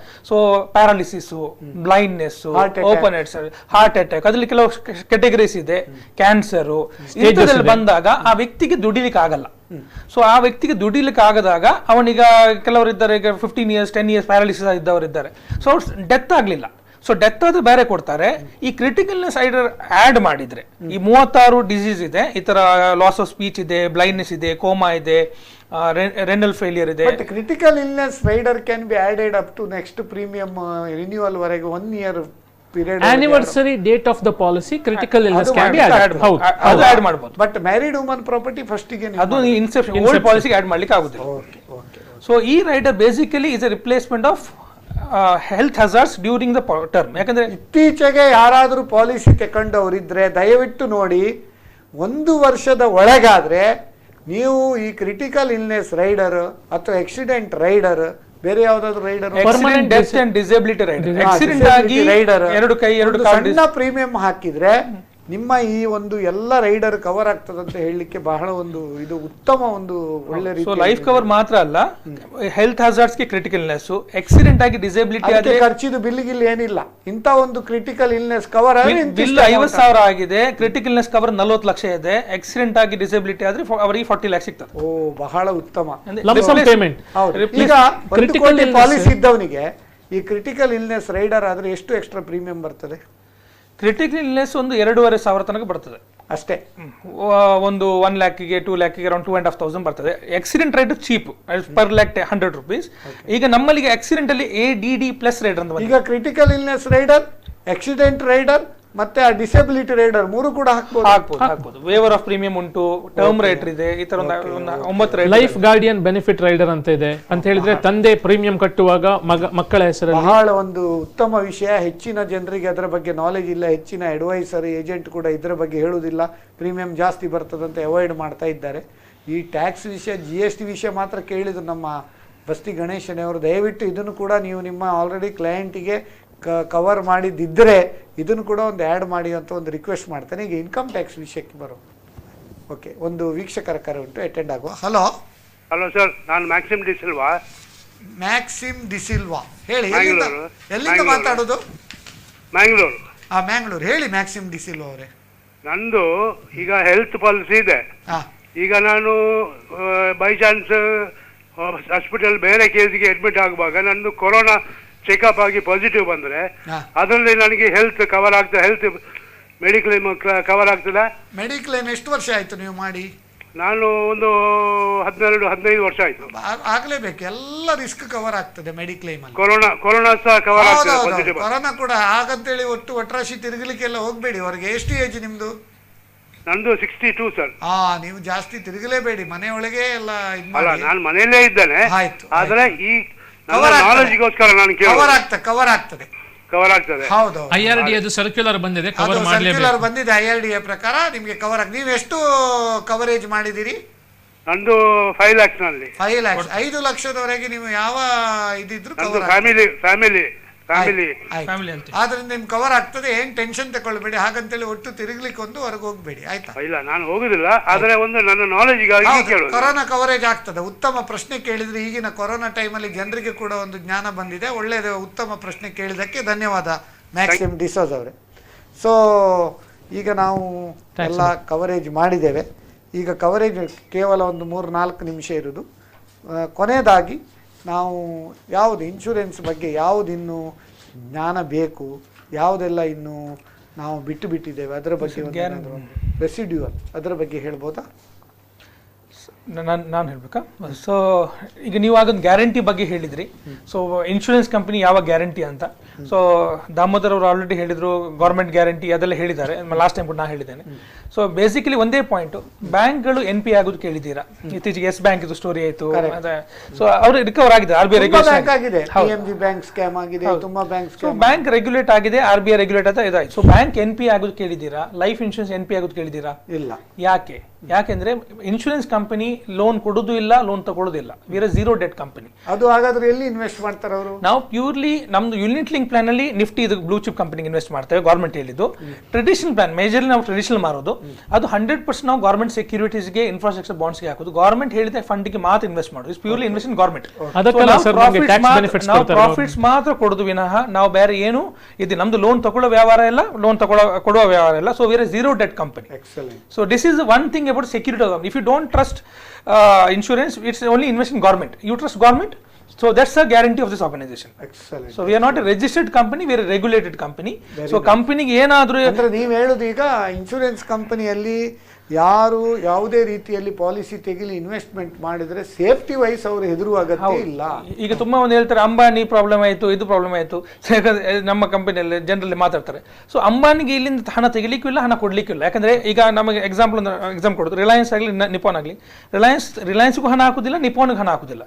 100% government regulation ಇನ್ವೆಸ್ಟ್ಮೆಂಟ್ಗೆ ಮಾಡಬೇಕು. ಇತ್ತೀಚೆಗೆ ನೀವು ನೋಡಿದ್ದೀರಾ, ಸಾರಾ ಲಾಸ್ ಆಯಿತು, ಸಾರಾ ಇನ್ಶೂರೆನ್ಸ್ಗೆ ಏನು ಲಾಸ್ ಆಗಲಿಲ್ಲ. ಅಥವಾ ನಿಮ್ಮ ಬೇರೆ ಸೆಕ್ಟರ್ಗೆ ಇದಕ್ಕೆ ಸೆಕ್ಟರ್ ಕನೆಕ್ಷನ್ ಇಲ್ಲ, ಯಾಕಂದ್ರೆ board of director is completely separate and regulated by the IRDA. That means we have to upload IRDA absolutely for the excellent monitoring and control. Yes, complete control. Reserve Bank control kinta IRDA control is much better and much safe and much well systematic anta ನೀವು ಹೇಳುದು. So ನನ್ನ recommendation, ಯಾರೆಲ್ಲ client ತಗೊಂಡಿದ್ದಾರೆ ಅವ್ರಿಗೆ ಏನಾದರೂ doubts ಇದ್ರೆ ದಯವಿಟ್ಟು ನೀವು ಕ್ಲಾರಿಫೈ ಮಾಡಿ. Please pay the continuous premium paying term and wait. Nothing will happen. ಈಗ ಕೊನೆಯದಾಗಿ ದಾಮೋದರ್ ಬಾಳಿಗೆ ಅವರೇ, ನಿಮ್ಮ ಕಿವಿ ಮಾತು ಏನು ಈ ಇನ್ಶೂರ್ ಮಾಡಿದವರಿಗೆ ಮಾಡುವವರಿಗೆ ಒಂದು ಬ್ರೀಫ್ ಆಗಿ ಹೇಳಿ, ಒಂದೇ ನಿಮಿಷ. Yes, so my request to all is you have to insure your asset so that there should not be any problem. As I told, insurance has to be bought at during good time so that bad time ali financial crunch irbardu. That is one thing. Don't consider insurance, don't look at one angle of investment only. It is income replacement. It is income replacement, income generation tool. But this is the sincere advice, and do not worry about private players or government players. End of the day, my own suggestion would be take it from a specialist. Proper diagnose ಮಾಡಿ ಆಮೇಲೆ ನೀವು insurance ತಗೊಂಡ್ರೆ ನಿಮ್ಮ ಫ್ಯಾಮಿಲಿಯನ್ನು ಇನ್ನೂ ಒಳ್ಳೆ ರೀತಿಯಲ್ಲಿ ನೀವು ಇದ್ದಾಗ ಯಾವ ರೀತಿಯಲ್ಲಿ ಕೇರ್ ತಗೊಂಡಿದ್ದೀರಿ, ನೀವು ಇಲ್ಲದಾಗ ಕೂಡ ಅದೇ ಕೇರ್ ಕಂಟಿನ್ಯೂ ಆಗಬೇಕಂತ. ಅಬ್ಸಲ್ಯೂಟ್ಲಿ ಉತ್ತಮವಾಗಿ. ನೀವು ಕೊನೆಯದಾಗಿ ಏನು ಹೇಳಿ? ಸೊ ನನ್ನ ಒಂದೇ ಪಾಯಿಂಟ್, ಎಲ್ಲರಿಗೆ ಡೇಟ್ ಆಫ್ ಬರ್ತ್ ಗೊತ್ತುಂಟು, ಡೇಟ್ ಆಫ್ ಡೆತ್ ಗೊತ್ತಿಲ್ಲ. ಕರೆಕ್ಟ್. ಸೊ ಇದಕ್ಕೋಸ್ಕರ ಇನ್ಶೂರೆನ್ಸ್ ಅನ್ನು ಪೋಸ್ಟ್ಪೋನ್ ಮಾಡೋ ವಸ್ತು ಅಲ್ಲ. ಸೊ ದಯವಿಟ್ಟು ಈಗ ನೋಡಿ, ಕೊರೋನಾ ಅಂತ ಒಂದು ಸಡನ್ ಬಂತು, ಎಲ್ರಿಗೆ ಪ್ರಾಪರ್ಟಿ ಮಾಡಿ ಇಟ್ಟಿದ್ದೇನೆ, ದುಡ್ಡು ಮಾಡಿದ್ದೆ, FD ಮಾಡಿ ಇಟ್ಟಿದ್ದು, ಪುನಃ ಇನ್ಶೂರೆನ್ಸ್ ಗೆ ಯಾಕೆ ವೇಸ್ಟ್ ಮಾಡೋದು? ಈಗ ಇನ್ನೊಂದು ಬೆಸ್ಟ್ ಲಿಕ್ವಿಡಿಟಿ ಕ್ಯಾಶ್ ಅಂದ್ರೆ ಲೈಫ್ ಇನ್ಶೂರೆನ್ಸ್. ಯಾಕಂದ್ರೆ ಇದರಲ್ಲಿ ನಿಮಗೆ ಬೈಯರ್ ಬೇಡ. ಸೊ ನನ್ನ recommendation, please don't postpone this. ಎಷ್ಟು ಆಗ್ತದೆ ಒಂದೇ ಸತಿ 1 ಕೋಟಿ ಬೇಕಂತಿಲ್ಲ, ಸ್ವಲ್ಪ ಆದ್ರೂ ಮಾಡಿ, but do it fast, do it start it. ಕೊನೆಯದಾಗಿ ವೀಕ್ಷಕರೇ, ಇನ್ಶೂರೆನ್ಸ್ ಬಗ್ಗೆ ಒಂದು 4-5 ಕೋಟ್ಸ್ ಅನ್ನು ಹೇಳಿ ನಮ್ಮ ಈ ಕಾರ್ಯಕ್ರಮ ಮುಗಿಸ್ತೇವೆ. Term life insurance is a good defensive game plan. ಇದು ಡೇವ್ ರಾಮ್ಸೆ ಅವರು ಹೇಳಿದ್ದು. It is a good defensive game plan. ಈಗ ಡಿಫೆನ್ಸಿವ್ ಆಟ ಉಂಟಲ್ಲ, ಈಗ ನಾವು ನೋಡಿ, ಈಗ one day international 2020 correct. Life is not a 2020 or one day, it is a test match. So ಆದ್ದರಿಂದ ನೀವು ಒಂದು ಒಳ್ಳೆ ರೀತಿಯಲ್ಲಿ it's a good game plan, defensive game plan ಆಗಿ ಹೋಗ್ಬೇಕಾದ್ರೆ ನೀವು ಇನ್ಶೂರೆನ್ಸ್ ಕವರ್ ಮಾಡಲೇಬೇಕು. ಅದಲ್ಲದೆ in case you can't be there to catch them, make sure you leave a safety net. ನಾವು ಇಲ್ಲದಾಗ ನಾವು ಕ್ಯಾಚ್ ಮಾಡ್ಲಿಕ್ಕೆ ಆಗದಿದ್ರೆ at least we should leave a safety net so that our family is also protected. You don't buy life insurance because you are going to die, but because those you love are going to leave. Rather than we should think what you are going to dye ಕಿಂತ ಬೇರೆಯವರು ನಾವು ಬದುಕಲಿಕ್ಕೆ ನಾವು ಅವರಿಗೆ ಸಹಕಾರ ಮಾಡ್ತೇವೆ ಅಂತ. ಅದೇ ರೀತಿ life insurance offers you long term savings which will give huge benefit later, feel allowed to make inquiry ಅಂತೇಳಿ. ಅದೆಲ್ಲ ಲಾಸ್ಟ್ ಏನು ಹೇಳ್ತಾರೆ ಅಂದರೆ ಬಹಳ ಒಂದು ಉತ್ತಮವಾಗಿ ಹೇಳಿದರೆ, I don't call it life insurance, I call it love insurance. ನಾನು ಪ್ರಪ್ರಥಮ ಹೇಳಿದ್ದೇನೆ, we buy it because we want to leave a legacy for those we love. Excellent. ಇದು ಹೇಳ್ತಾ ಈ ಒಂದು A-to-Z ಆಫ್ ಲೈಫ್ ಇನ್ಶೂರೆನ್ಸ್ ಉತ್ತಮ ಒಂದು ಕಾರ್ಯಕ್ರಮ. ಯಾಕಂದರೆ ನಮ್ಮ ಮೋದಿಯವರು ಇತ್ತೀಚೆಗೆ ಹೇಳಿದ್ದಾರೆ, ಹೀಗಾಗಿ ಈ ಒಂದು ಪ್ಯಾಂಡಮಿಕ್ ಬರುವಾಗ ನಮಗೆ ಹೆದರಿಕೆ ಆಗ್ತದೆ. ಆದ್ದರಿಂದ ಯಾರೆಲ್ಲ ಇನ್ಶೂರೆನ್ಸ್ ಮಾಡಲಿಲ್ಲ ಅವರು ಅವರವರ ಒಂದು ತಾಕತ್ತಿಗೆ ಸರಿಯಾಗಿ ಒಳ್ಳೆ ರೀತಿಯಲ್ಲಿ ಇನ್ಶೂರೆನ್ಸ್ ಮಾಡಿ, ಯಾರೆಲ್ಲ ಇನ್ಶೂರೆನ್ಸ್ ಆಲ್ರೆಡಿ ಮಾಡಿದ್ದಾರೆ if they are under insured ಅವರು ಸರಿಯಾಗಿ ಅದನ್ನು fill in the blanks add ಮಾಡಿ ಅದನ್ನು ಮಾಡಿ. ಯಾರೆಲ್ಲ 1 ವರ್ಷದ ಮುಂಚೆ ಪಾಲಿಸಿ 1 ವರ್ಷ ಆಗಲಿಲ್ಲ, ಕ್ರಿಟಿಕಲ್ ರೈಡರ್ ಆ್ಯಡ್ ಮಾಡದಿದ್ದರೆ ಅಥವಾ ಯಾವುದೇ ರೈಡರ್ ಆಕ್ಸಿಡೆಂಟ್ ರೈಡರ್ ಆ ರೈಡರ್ಸನ್ನು ಕೂಡ ಆ್ಯಡ್ ಮಾಡಿ, ಮತ್ತು ರಿಸ್ಕ್ ಯಾವಾಗ ಬರ್ತದೆ ಏನು ಬರ್ತದೆ ಹೇಳದೇ ಬರುವಂಥ ಮಾತ್ರ ರಿಸ್ಕ್. ಆದ್ದರಿಂದ ನೀವು ನಿಮ್ಮ ಒಂದು ಪ್ರೊಟೆಕ್ಷನನ್ನು ನೀವು ಒಂದು ಪ್ಲ್ಯಾನನ್ನು ಮಾಡಿಕೊಳ್ಳಿ ಅಂತ ಹೇಳ್ತಾ ಇಂದಿನ ಉತ್ತಮ ಕಾರ್ಯಕ್ರಮ A-to-Z ಆಫ್ ಲೈಫ್ ಇನ್ಶೂರೆನ್ಸ್ ನಮ್ಮ ಈರುವರು ತಜ್ಞರು, ಪ್ರಪ್ರಥಮವಾಗಿ ನಮ್ಮ ಶಮಂತ್ ಸುವರ್ಣ ಇನ್ಶೂರೆನ್ಸ್ ತಜ್ಞರು ನಿಮ್ಮ ಈ ಅಮೂಲ್ಯ ಸಮಯವನ್ನು, ನಿಮ್ಮ ಅಮೂಲ್ಯ ಒಂದು ಜ್ಞಾನವನ್ನು ನಮ್ಮ ವೀಕ್ಷಕರೊಂದಿಗೆ ಹಂಚಿಕೊಂಡಿದ್ದಕ್ಕೆ ನಿಮಗೆ ನಮ್ಮ ಕುಡ್ಲ ವಾಹಿನಿಯ ಪರವಾಗಿ ಸಮಸ್ತ ವೀಕ್ಷಕರ ಪರವಾಗಿ ನನ್ನ ವೈಯಕ್ತಿಕ ಪರವಾಗಿ ಅಭಿನಂದನೆಗಳನ್ನು ಸಲ್ಲಿಸ್ತೇನೆ. ಅದೇ ರೀತಿ ದಾಮೋದರ್ ಬಾಳಿಗ, ನೀವು you are training thousands of people, so you are I think hope you are giving only fair practices in insurance rather than getting grabbing the business. You should slow and steady wins the race ಅಂತ ಹೇಳ್ತಾ ನಿಮ್ಮ ಈ fair practices let it continue. ವೀಕ್ಷಕರೇ, ಎಲ್ಲರಿಗೂ ಒಂದು ಸಣ್ಣ ಒಂದು ಕಿವಿ ಮಾತೆಂದರೆ, you should always think in the long run. If you don't think in the long run you have to run long ಅಂತ ಹೇಳ್ತಾ, ವೀಕ್ಷಕರೇ ನಿಮ್ಮಲ್ಲಿದೆಯಾ ಫೈನಾನ್ಸ್, ಟ್ಯಾಕ್ಸೇಷನ್, ಬಿಸ್ನೆಸ್ ಕನ್ಫ್ಯೂಷನ್, ನಮ್ಮಲ್ಲಿದೆ Karnataka bank business tonic solution ಅಂತ ಹೇಳ್ತಾ ಇಂದಿನ ಈ ಕಾರ್ಯಕ್ರಮ 78ನೇ ಸಂಚಿಕೆಗೆ ವಿರಾಮವನ್ನು ಹೇಳ್ತಾ ಇದ್ದೇವೆ.